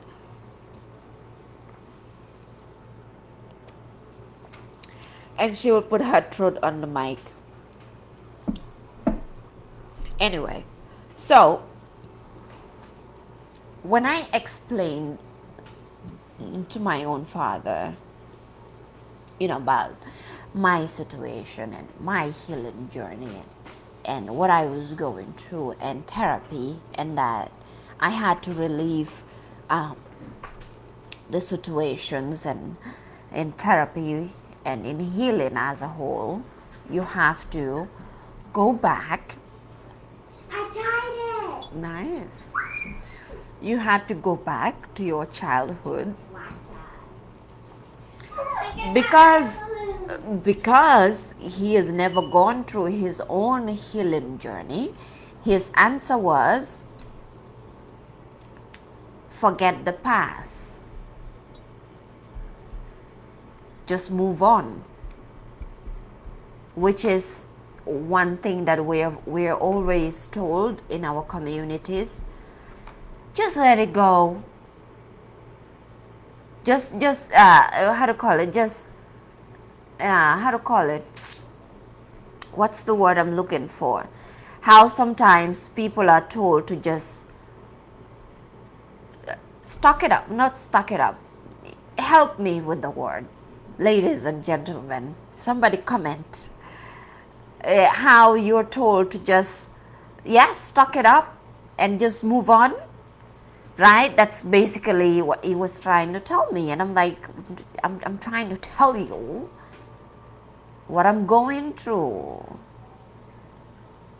But because the pain was overwhelming, the same thing that we have in our communities when our parents cannot listen because they haven't gone through their healing journey and they don't want to hear it. They don't want to listen, right? I tried life coaching and she asked me to write a letter to my parents. I wrote it, but I couldn't give it to them. Suck it up. Suck it up. Yes. Sonia. Well, thank you, Sonia. Right. Okay, so Nina said, I tried life coaching and she asked me to write a letter to my parents. I wrote it, but I couldn't give it to them. I know they absolutely did the best they could. Right. Suck it up and keep going. That's the word I was looking for. I want to heal so that my girls don't have issues. Right. Right. Our parents did the best that they could with the information that they have, with the resources that they had at that particular time, right? That is true. But I was mentioning, Sonia gave it me that, right? Suck it up and keep going, right? So when I had to look back into my own childhood, right? And for the people just joining me, we are reading and breaking down the inner child workbook, what to do with your past when it just won't go away. I have posted about it for the people who just joined, right? And so, as I was explaining, when all of these things were happening, and I was in therapy at that point, and I had to explain to my father, and I had to explain to my mother what was happening to me, because obviously I needed their support, right? I needed that support because there was nobody around, and I needed that support. My mother didn't want to hear it because of what Sonia just gave me, suck it up and keep going. And my father actually told me to suck it up and keep going. And I told him, well, I am in therapy. And therapy is about what? Going back, relieving, and processing your emotions, right? And maturity is part of part of maturity is going through those childhood developmental stages that we did not complete, as it is said in the book, right? We're in the second step. Let's recap. Now, the fourth step is step 1. Introduces you to the task that needed to be mastered at each developmental stage and helps you identify the pain. And step 2 helps you research childhood events and attitudes that influence your development at each stage. Step 3 helps you re-experience the feelings and sensations of that time, right? But most of us in our community, when you have mental health issues and you need help, you need people around you, what are you told to do? to suck it up and keep going. Right? That is why having a community of people who you can talk to. Now, I'm not talking about trauma dumping. It's one thing to trauma dump, and it's a whole different ball game when you have a community where you can talk about your feelings. You can talk about things and process them. This is what therapy is about. This is why some people have to cut their parents off, have to let go of their parents to be able to heal. Which is why I say that my mission and my vision is to create a home for those who never felt at home. To speak for the people who cannot, deep in their soul, say, I want to be like my mother, I want to be like my father. Because there are people like that. If I am like that, there's somebody else out there, and I am looking for them. Because some people cannot say this. There are some places you go, they say that I want to retire my mom, I want to retire my dad, I'm doing this for my parents. And I always wonder, what about the people who had to separate themselves from their family to be able to breathe? Because I had to separate myself from my family to be able to breathe. Right? Let's move on. The next one, we are in what? Step 4. Step 4 helps you objectify those feelings and see them as separate from your adult self. Let's talk about this. Step 4 helps you objectify those feelings and see them as separate from your adult self. Right? I'm sorry, when I'm looking here, I'm on Facebook. When I'm looking here, I'm on Instagram. Your adult self, and over here, that what comes in is the self-control. Being able to self-control and self-soothe as an adult. So, to objectify the feelings, right? Tangible, make it tangible, feel it, feel it, see it, hear it. Let's take an example which is adult temper tantrum. Because we see that every day. We see people who just go off out of the blue, right? They cannot, they don't have the self-control to control their words, to control their feelings, to be present when things happen to them. When they get triggered, they just explode. Now, if somebody, how can I say this? I would have to give you my own story and my own experience with that. When I feel before, when I used to feel disrespected, thank you, all right, I'll see you again. When I used to feel disrespected by somebody, and we still feel it and see it in our community, right? If you live in the hood, or if you hear incarcerated people, or if you see gun violence, the number one issue is what? I was disrespected. Because they cannot separate their feelings, their childhood feelings of being disrespected, of having that pain as a child. It cannot be separated with their adult self, with who they are today. Because who I am today, right? If somebody is disrespecting me, I understand that it is not me. I'm not taking it personally. I can see that it is them. It's their own feelings, it's their own thinking, it is who they are. Now I can separate that. But there was a time, if I feel disrespected, it felt like my entire life was falling apart. I couldn't control myself. I couldn't control my feelings. Step 4 helps you objectify those feelings and see them as separate from your adult self,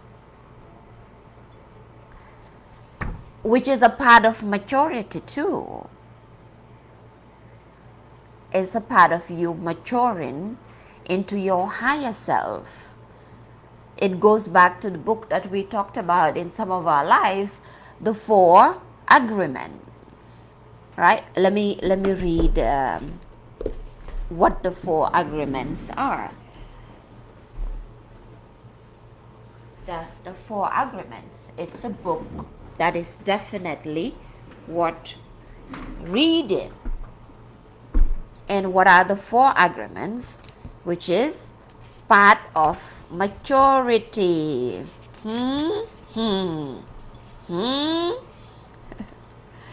The first agreement, be impeccable with your word. Second, don't take anything personally. Number 4, don't make assumptions. And then number 5, always do your best. Right? It is worth reading. It is worth having. The 4 agreements by Don Miguel Ruiz. It gives you accountability. That's him. It gives you accountability.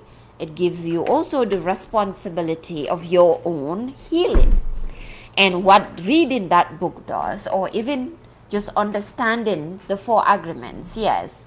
Be impeccable with your word. Don't take anything personally. Don't make assumptions. Always do your best. Right. But then when you are able to separate your feelings. Now, I'm not talking about detaching to the point that you can't feel. This one, yes, here you can screenshot it. Yeah. Now I'm not talking about not being able to feel, right? I'm not talking about detaching. You got it? I'm not talking about detaching to the point that you are dead inside. No. I'm talking about getting to the point where you can see the pain of someone else, right? You can separate their pain from your pain. And also at the same time, when things happen to you, when certain feelings come up, you are able to sit back and watch why you feel that way, where that feeling is coming from, why you do the things you do, and why you react the way that you react, right? So what is the step again? Which is step 4, helps you objectify those feelings and see them as separate from your adult self. That also can be being able to have good boundaries. Because what are boundaries? Right? Boundaries is not for you to put for somebody else. Boundaries is for yourself to be able to control yourself. Being able to know where somebody else starts, where their feelings, their ideas, their ways of being starts and end, and where your own thinking and being starts and ends, right? Because if that doesn't happen, that is what in psychology is called the enmeshment, of the feelings, right? We will get into that. I have all of this. I'm going ahead of myself, but it's all just coming up. I'm just gonna let you have it, right? That enmeshment, right? So being able to sit back and see that, okay, one of the reasons that I'm feeling defensive with or resisting whatever is happening, resisting life, resisting situations, is because my inner child is resisting.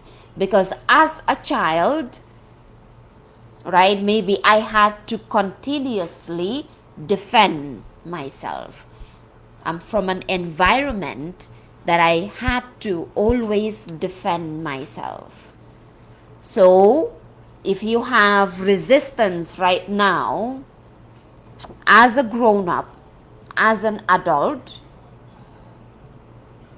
you don't just lean into the resistance every single time, but you are able to go back to your childhood to look at, where did these feelings come from? I hope that makes sense. If it doesn't, let me know your questions and then I will answer them, right? Now, if we go to step 5, helps your inner child grieve, right? As you mentioned here, about your dad, you find in your dad cheating on your mom, that might be something you need to grieve. Grieving the disappointment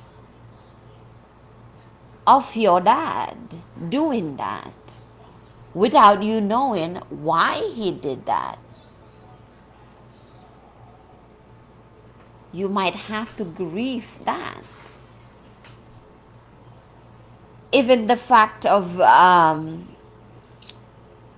being told not to do things and not understanding why,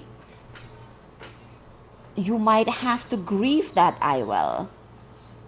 It is grief, right? Grief is not just somebody dying, right? Grief can be the person that you wanted to be that you couldn't be. Grief is grief in your past self. There are different aspects of grieving.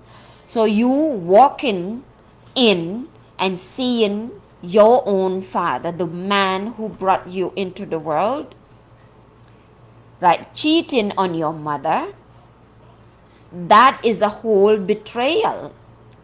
That is a whole disappointment. That is a different level of pain. It's like being in a relationship, having great expectation with the person that you are in, and they just completely betray you. And then the relationship broke down. So you have to grieve that relationship. So you might have to grieve that relationship with your partner. I had to grieve the child that I wanted to be as a child and couldn't be, the parents that I wanted as a child and couldn't get. The kind of, who is the author of Inner Child Workbook? The author is Catherine L. Taylor. Let me show you. Give me a mom on Instagram. Catherine L. Taylor. Can you see it? MA. I can post the link for you when I'm done here.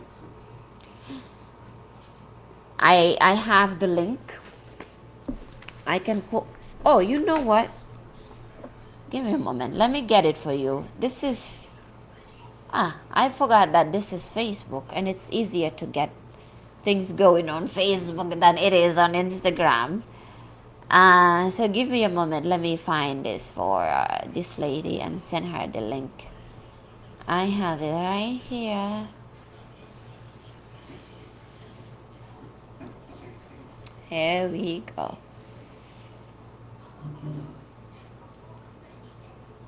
It's loading.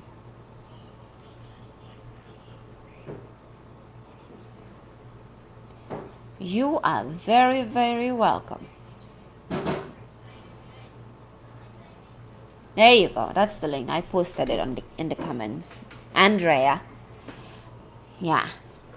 Okay, it's lower.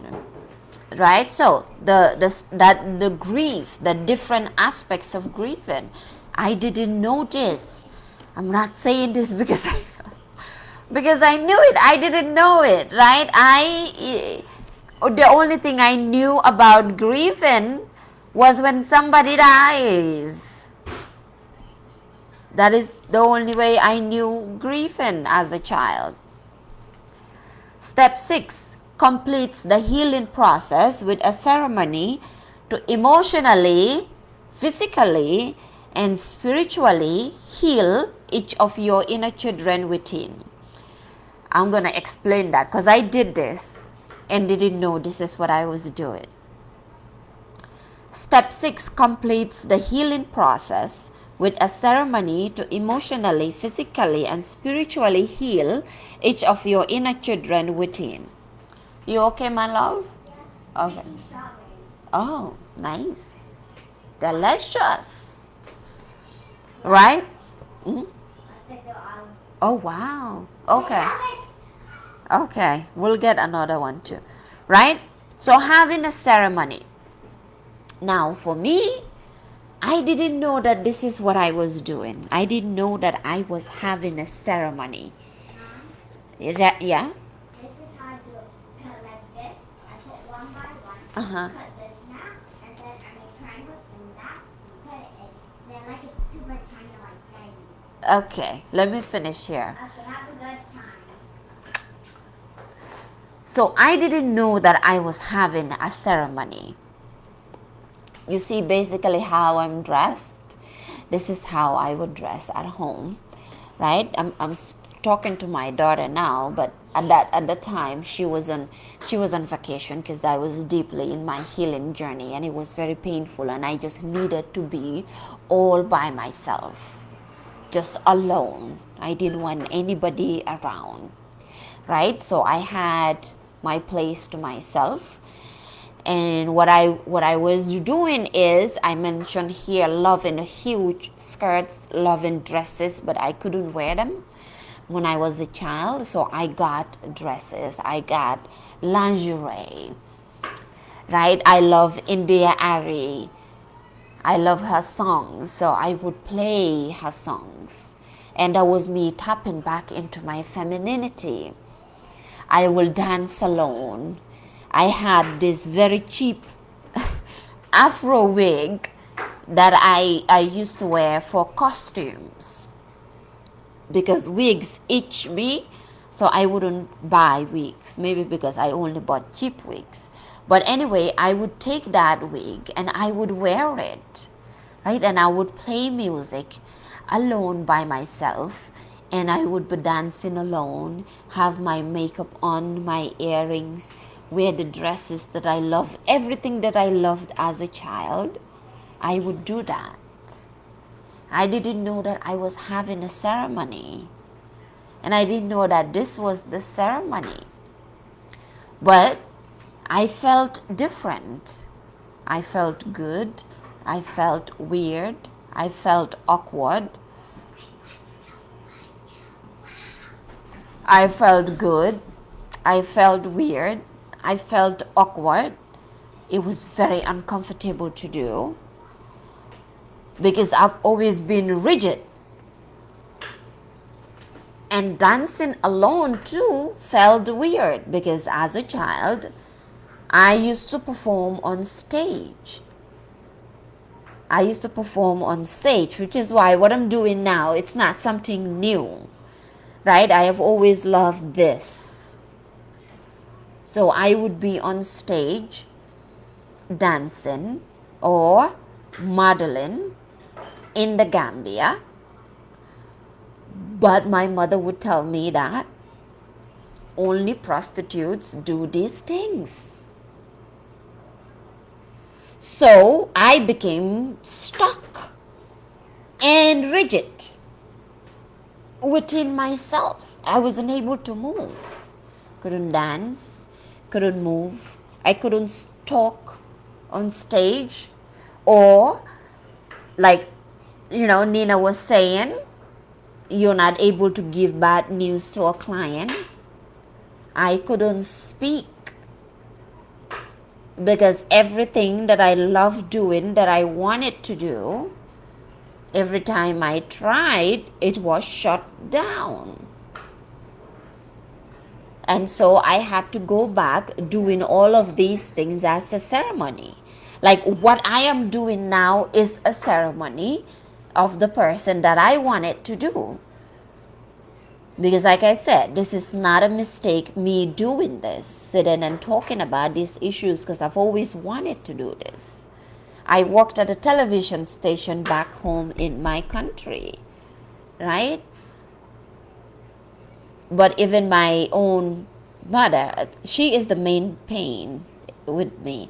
But I did family psychology, and in family psychology, it is always said that you cannot just take one person, right, and make them the main problem. But for me, that is the case.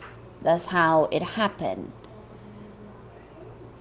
Right? So even when I was at the television station in my country, I loved what I was doing. I did news reporting. I didn't want to be a news reporter. I wanted to have my own show, like what I am doing now. Right? But they wouldn't let me have my own show because I guess viewers liked my voice when I reported. So they let me stay in the newsroom longer than I was supposed to. But also, for me, what I really wanted to do, my mother couldn't see. She could only see the limelight and the fame, lights, camera, action. That ego of this is what my daughter is doing. I'm not saying that is wrong, but I had a different picture in my head than the picture that she had.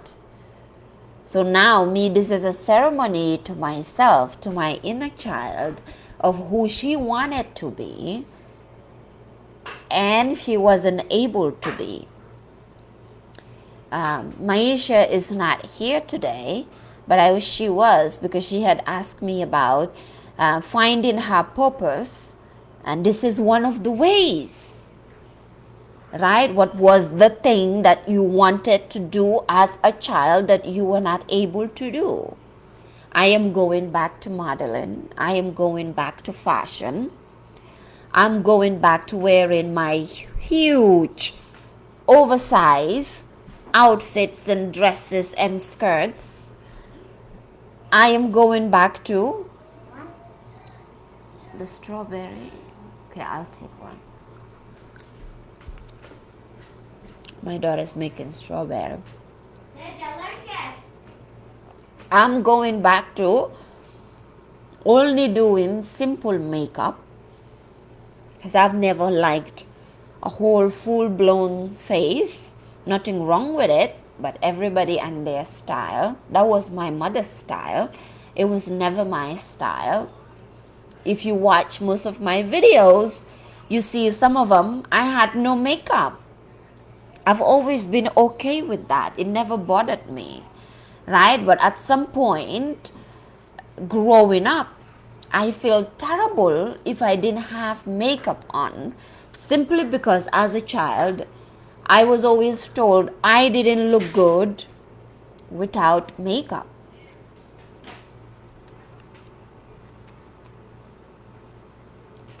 Make sense? Let me know in the comments if you can relate, if it makes sense, if you have any question that I can go over, right? And then let me see what's left here. And then we have just maybe 2 paragraphs before, I'll end it here for today, right? So, let me drink my coffee. It's 1 o'clock and I'm still drinking my coffee. I'm not gonna sleep today, because it has energy in it.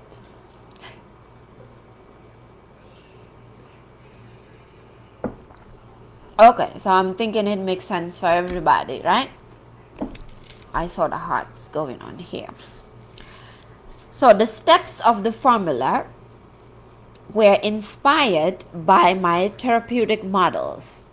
Step 1 was inspired by my traditional psychoanalytical principles, which help you identify childhood pain and help make the subconscious material conscious.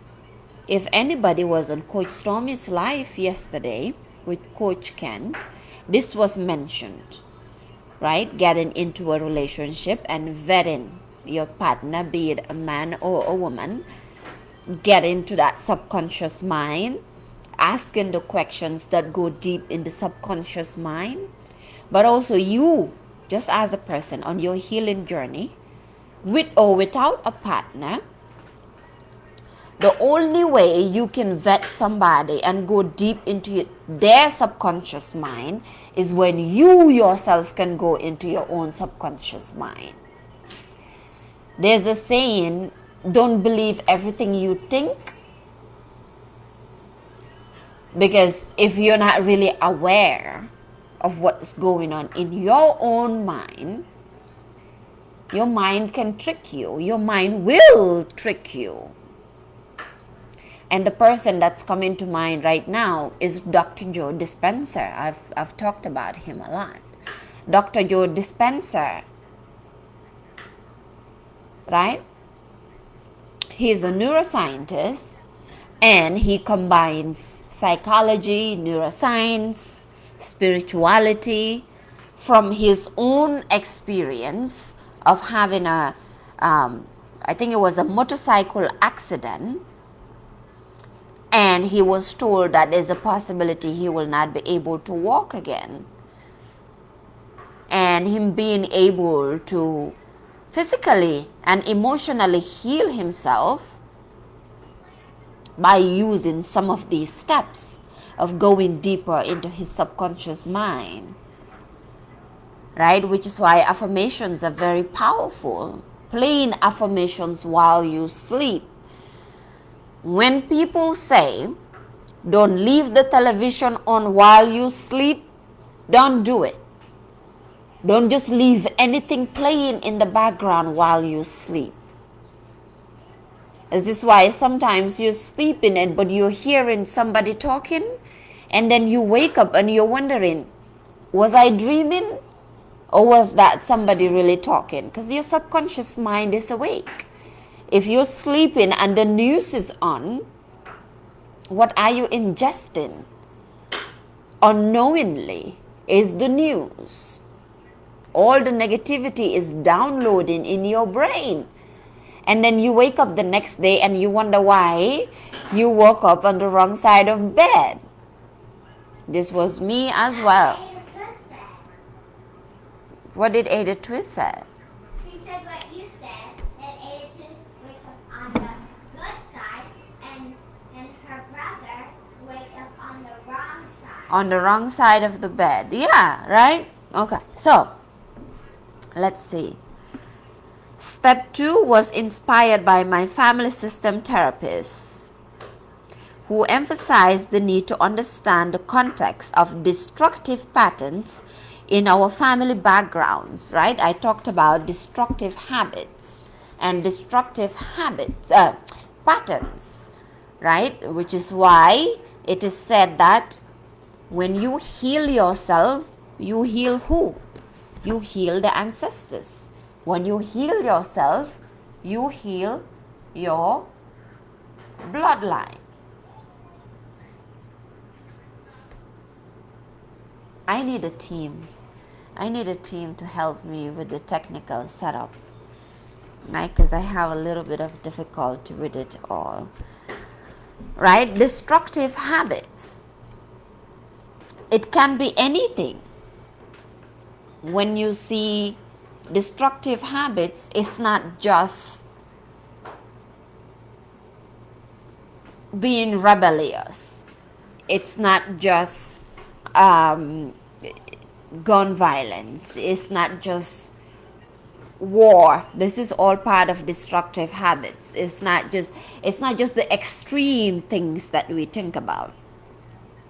Procrastination, like we talked about, self-sabotage, self-doubt, as you said, Nina, the other day, overeating, right? Um, this eating disorders, this can all be part of destructive habits. Look at where it came from. Depression and anxiety, that in itself can be a habit, right? A habit of getting into the depressive state.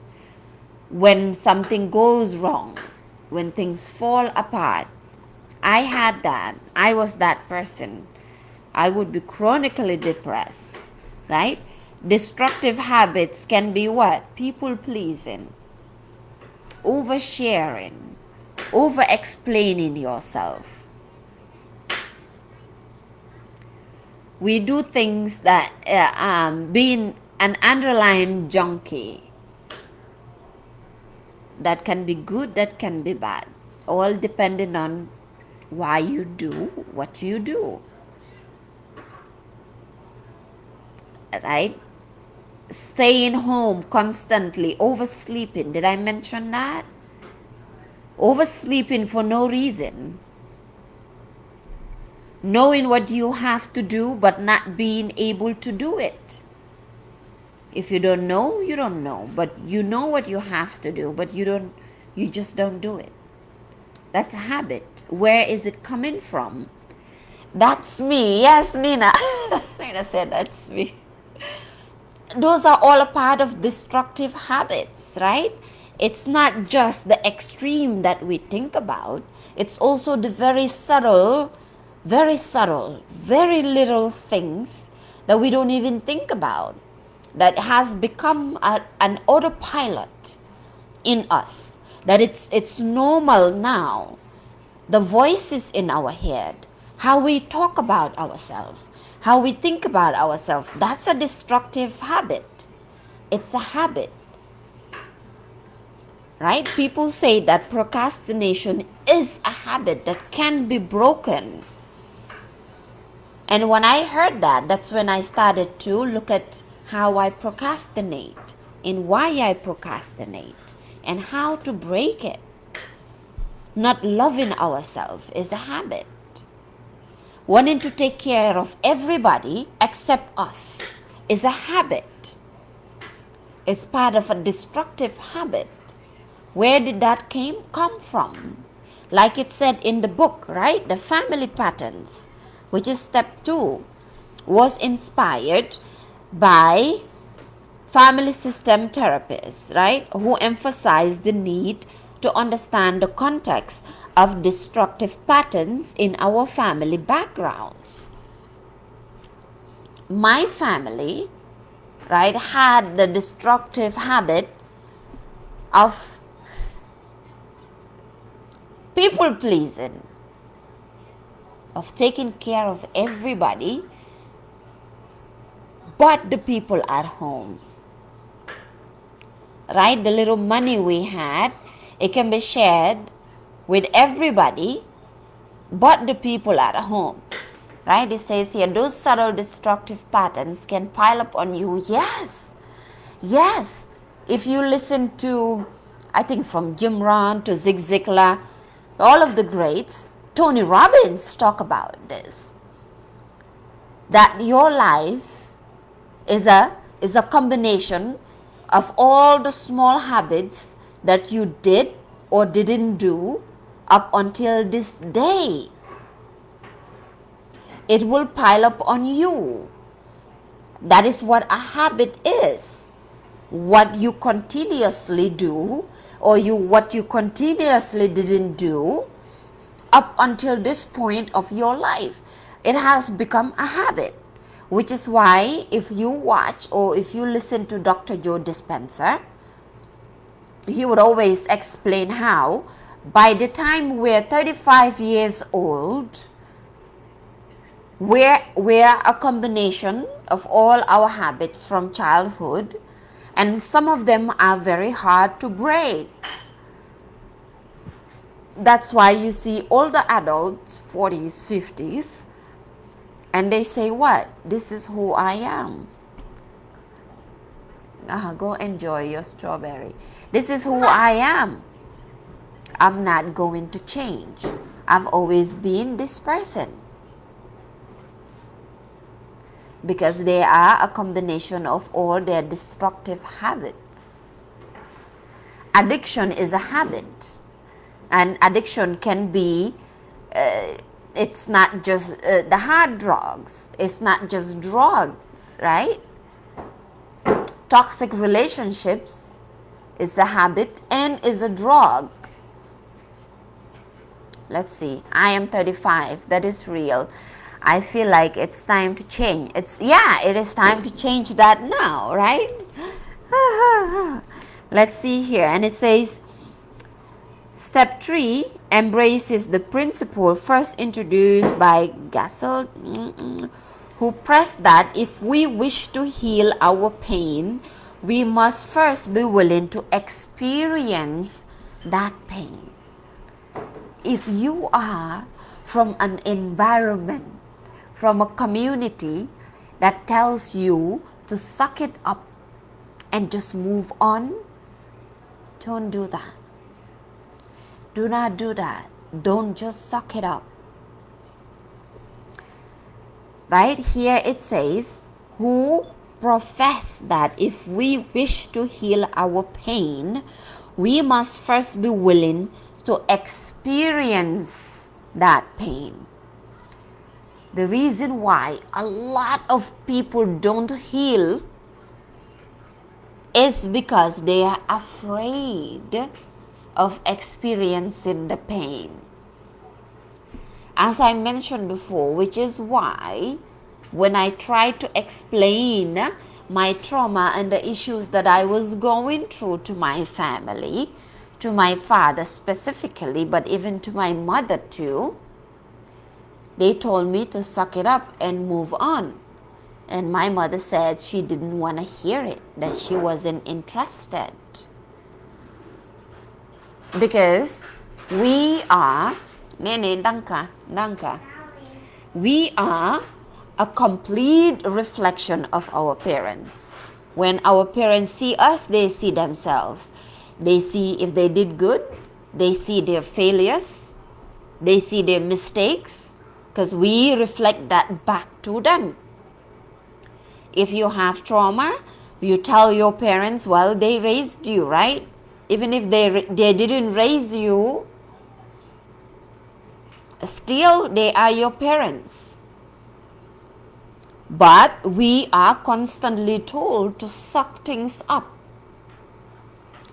And that is a habit too. That is a destructive habit, sucking things up and not going deep to see why you feel that pain. This is why a lot of grown-ups, we see them all grown and we think they are mature, but they are not mature because they are not healed. And the main reason people don't heal is because they don't want to feel their feelings. They don't want to feel their feelings. And you have to be able to feel your feelings to heal. And it's called growing pains because it's painful. I'm not going to tell you it's not painful. It's very painful. And step 4, who introduced the concept of multiple selves in his transactional analyst approach to healing. He suggested the benefits of interacting with the different ego states existing within each individual, right? There are different ego states, right? Alter egos. We talked about that, alter egos. My name is Mariama Fai. That's one person. In this life that I'm living, people who didn't know me before know me as Empress Fire. That's one alter ego. Before that, I was Firefly. I was a different person. So each of those people, each of those feelings, each of those egos needed to be healed. I needed to tap into each and every one of those persons, right?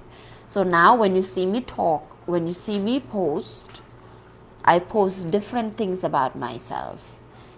I post spirituality, I post psychology, I post fashion, I post content creation, different aspects of myself, right? They are different aspects of who we are. They are different parts of us. You should start a book club. You're reading this book eloquently. Okay, something's coming here. You're the second person who told me to start a book club. Maybe that's what I need, a book club. I'll have to figure out how that goes. I don't know how a book club goes. Right? Do people have to pay to join the book club? What happens with the book club? Do I just read it like this? Or this can be our book club time? I don't know. You would have to help me understand what to do. Right? So different ego states exist within each individual. Techniques devised by David Quigley in his alchemical hypnotherapy approach to working with the children within, we are also eliminating, right? Now step 5. And step 5 is emphasize the need to grieve for that which is lost, which we spoke about, right?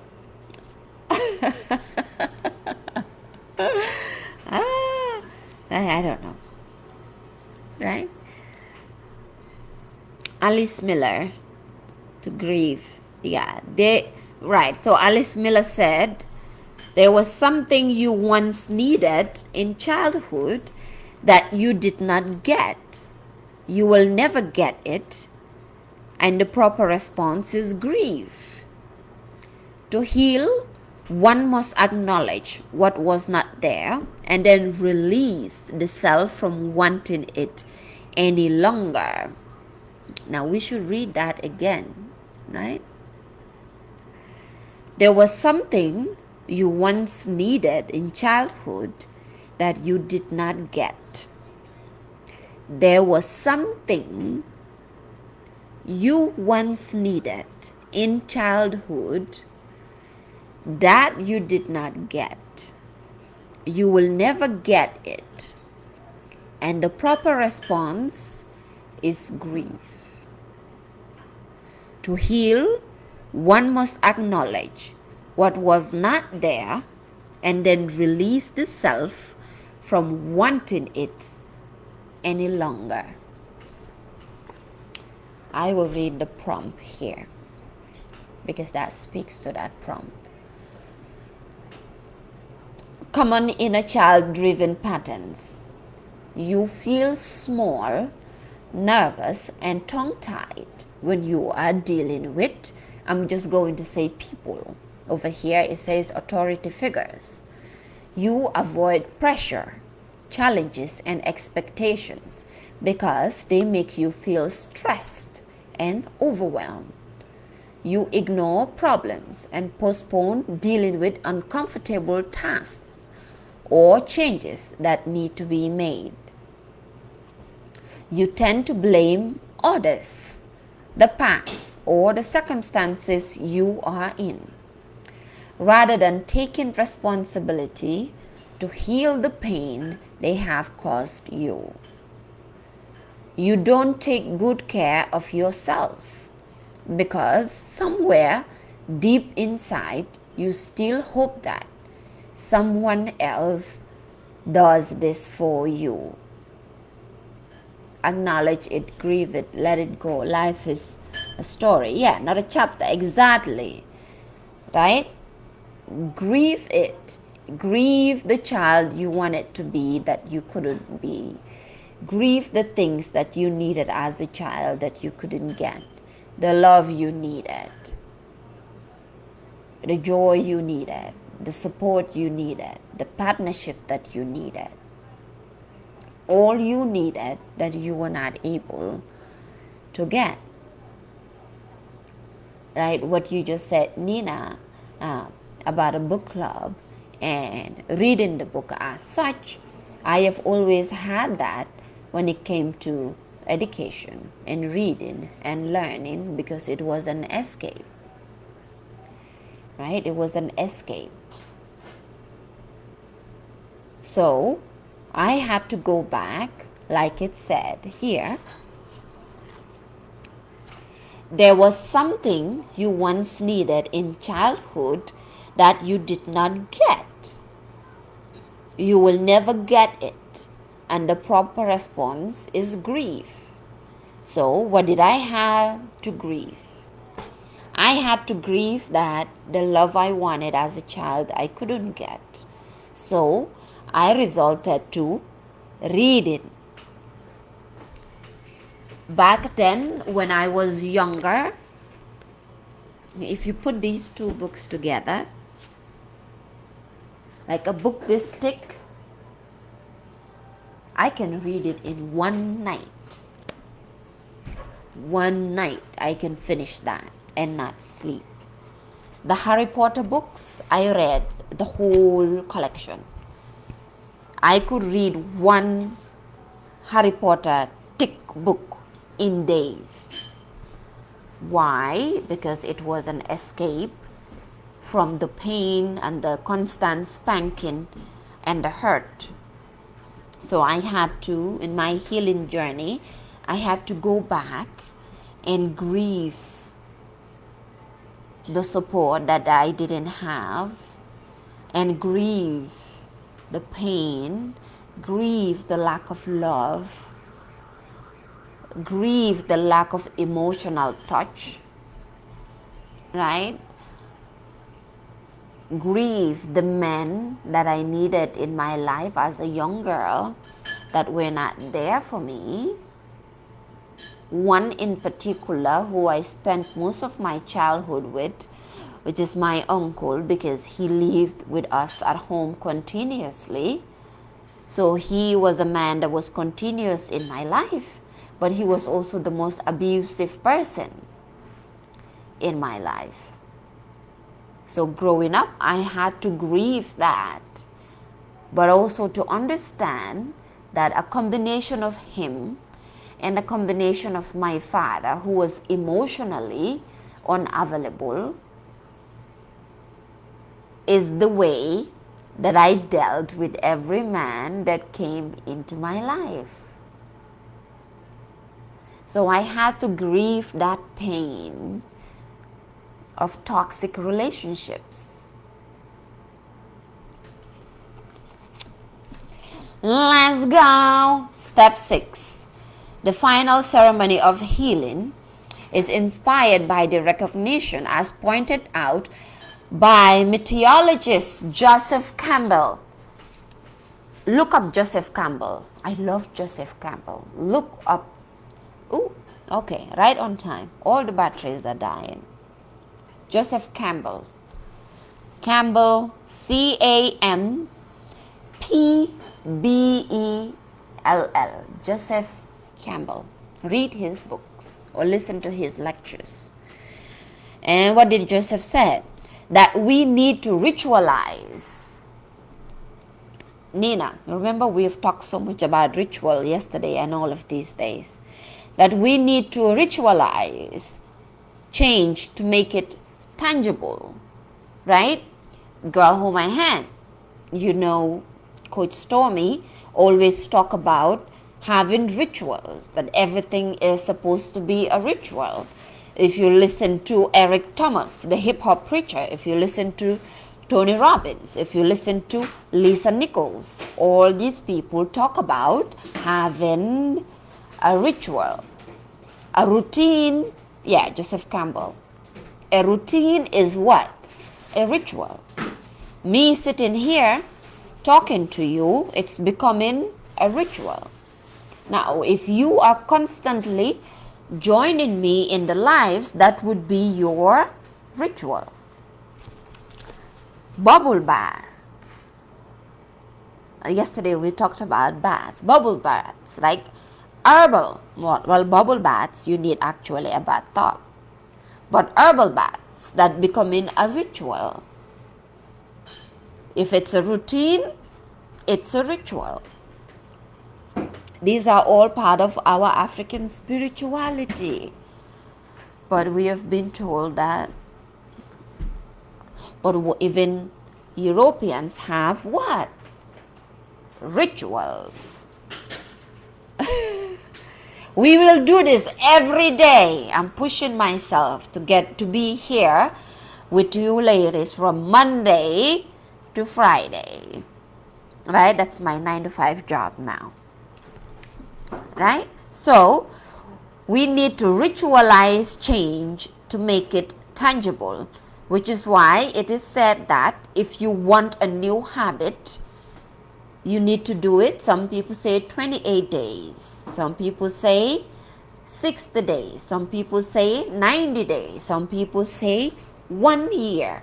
I say do it for as long as you need it. You need to do it more. What I am doing here talking to you, I need to do it. It might seem like I'm doing it for you, but I am really and greatly doing it for myself, because all of these that I'm talking about, I have been holding it my entire life, but to make it short, for 9 years. So this is a ritual that I need to do. Our process of inner healing is incomplete unless we are willing to give it symbolic form, to celebrate it. Our process of inner healing is incomplete unless we are willing to give it symbolic form and to celebrate it. Which is why, okay, we are going to stop here, and then tomorrow, right, we will delve in deeper, because in the book, so the steps that I just read, I don't know, right, it goes deeper into step 1, identifying it. Facebook gets really dark. I don't know. Step 1, identifying your pain. So we will get deeper into that. And what I will do is, well, if you want to buy the book, that's okay. If you don't want to buy the book, we will finish the book. So this will be a series. It will be on my YouTube. I've started streaming live on Girl Hold My Hand. You can join there as well. Send me messages, send me questions, right? There's no structure of how we're doing this. We're just having a conversation. We're just talking. So that's the way we'll be doing it, right? So we will read the whole book. On YouTube, it will be a playlist that I would have together, and it's called The Inner Child Workbook, What to Do with Your Past When It Just Won't Go Away. Right? So tomorrow, because it's already what? Nearly 2 hours. 2 o'clock. And my alarm. Can you see me? Can you hear me? My alarm is going off this time for my journal, which I haven't done either, right? So we would be doing this. So healing, as I always say, and I'm going to close with this, right? Healing, you have awoken my urge to read those. Seriously, I got 3 books from you already. Going to walk at my home library. Yeah. Yeah. You quoted, Nina, you quoted Jim Rohn. There's something that I heard about Jim Rohn, from Jim Rohn, where he said that, well, he always advocates for people to build their library at home, right? He always advocates for it. I have a playlist on my YouTube as well, and it's called The Wish Is Your Command. Your Wish Is Your Command, by Kevin Trudeau. And Kevin Trudeau would talk about how when you go in the home of the rich, you would always find a huge library of books where all the information is. right? So he would talk about how in Freemasonry, in all these wealthy groups and whatever, the information that they learn is not out in the public, is in their home, in their libraries. And Jim Rohn would say that he has so many books and some of them he has never read. Why? Because just the topics, just the name, just the title of the book is awakening for him. So sometimes he would buy books and keep them just for the name, for the title of the book. Because every time he walks past his library and just read the title of the book, it awakens, just like you said, something in him. So, as I was saying, healing is a process, right? Healing is a process. It's not something you master in one day. It's not something you do in 1 year, right? And Nina, you had mentioned you're 35. I am 35 as well. So if we have all this hurt and pain for nearly 35 years, up until today that we are here, then we probably need another 35 to 60 years to be consistently cleansing ourselves and shedding these skins that we've attached to us, that we've picked up. Right? So healing is a journey. Oh, should I do the cards? I just remember. Should I do the cards? Yes. Do it. I love when you do it. Look at this one here telling me, yes, I love when you do it. Bum, bum, bum, ba-dum. So I can pick a card, right? We can do, who am I feeling? I am feeling, Do the lady one. I'm feeling Louise Hay. The cards, How to Love Yourself. Which one? Because we're talking about that healing. So let's do that. The hot one? Baby, focus on your stuff. Aw. I'm doing my nails. So this one. Alright, we can get a card from here. Louise Hay, How to Heal Yourself. Right?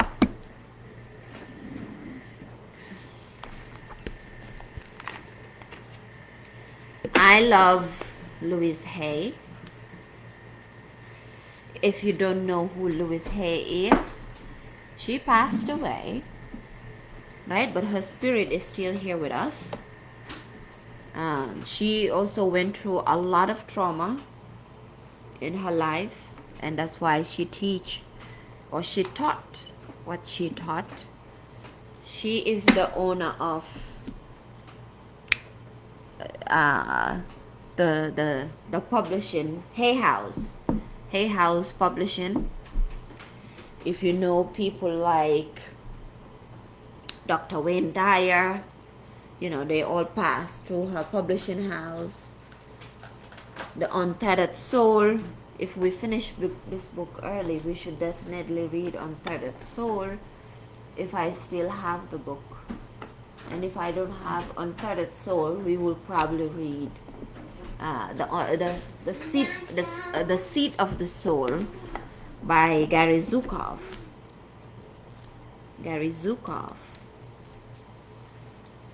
Yeah, so Louise Hay has an audio. You can find a playlist of hers also on my YouTube. And she talks about you can heal yourself, you can heal your body. Dr. Joe talks about that too, that with your thoughts you can destroy yourself, you can destroy your life, you can destroy your health. And so with your thoughts, you can heal your mind, you can heal your soul, and you can heal yourself. All right? So, if you're watching, Louise Hay, yeah, ask your question. What do you want the cards to say? What confirmation are you needing? What confirmation do you want? What advice do you need? What word of affirmation do you need for right now?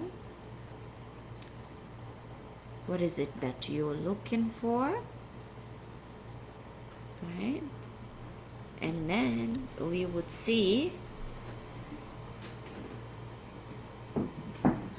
which card falls. Okay, Instagram can see me when I do this, but Facebook you can't see me.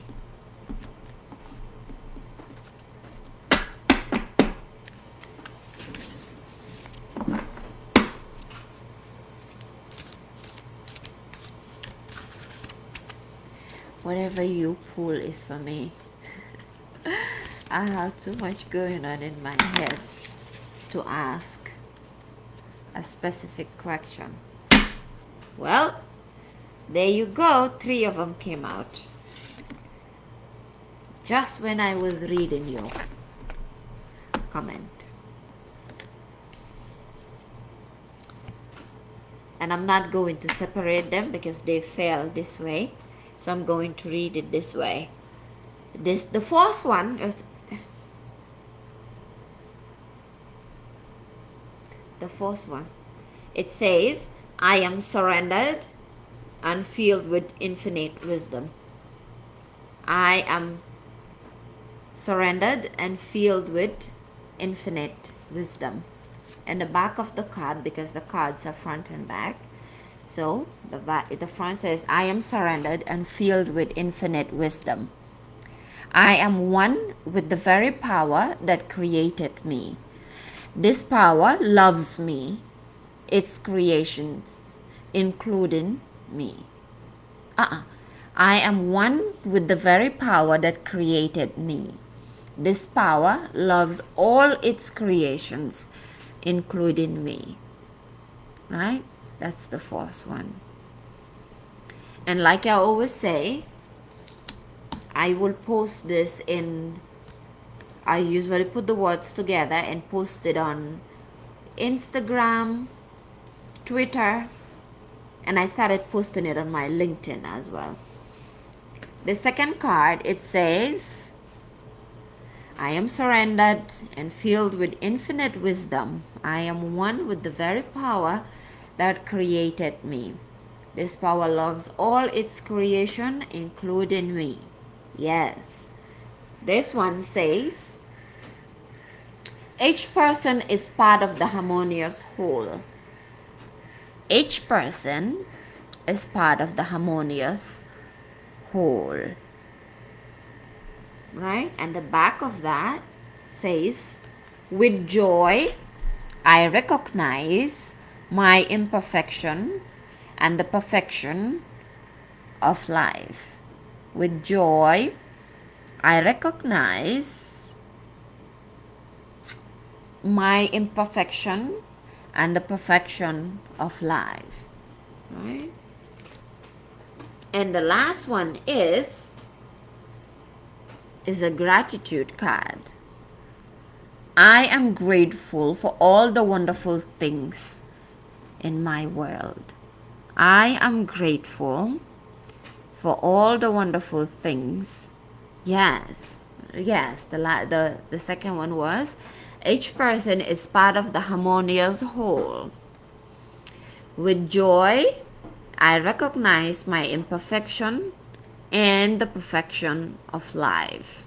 Yes. And the last one, I am grateful for all the wonderful things. I am grateful for all the wonderful things in my world. Right? That's the last card. And the other side says, I express gratitude to the universe often, knowing that my thoughts are heard and appreciated. right? Here you go. I express gratitude to the universe often, knowing that my thoughts are heard and appreciated. There you go. So this is our message for today. I will see you here tomorrow at the same time, right? I will be on Instagram. I will be broadcasting on Girl Hold My Hand, but I'll also figure out a way to go live on YouTube, so you can find me on all platforms and we can do this more often these days. Yes, the last one is I am grateful for all the wonderful things in my world. I express gratitude to the universe after knowing my thoughts are heard and appreciated. You are very welcome as well, and thank you too for joining, right? And as I said, Monday to Friday, that is the schedule. And if you can't make it, I would always skip the videos on Instagram, on YouTube, on Facebook. It will be there, but you're better off going to Instagram and YouTube, right, to get it, and it will be there. Come with your questions, come with your ideas, come with your comments, come with whatever's disturbing you, and we will look into it, because I am also on my healing journey. I don't think I would ever be an expert in it because I'm healing myself, right? My prayer has been show me the way, right, to heal and heal. My vision is to create a home for those who never felt at home.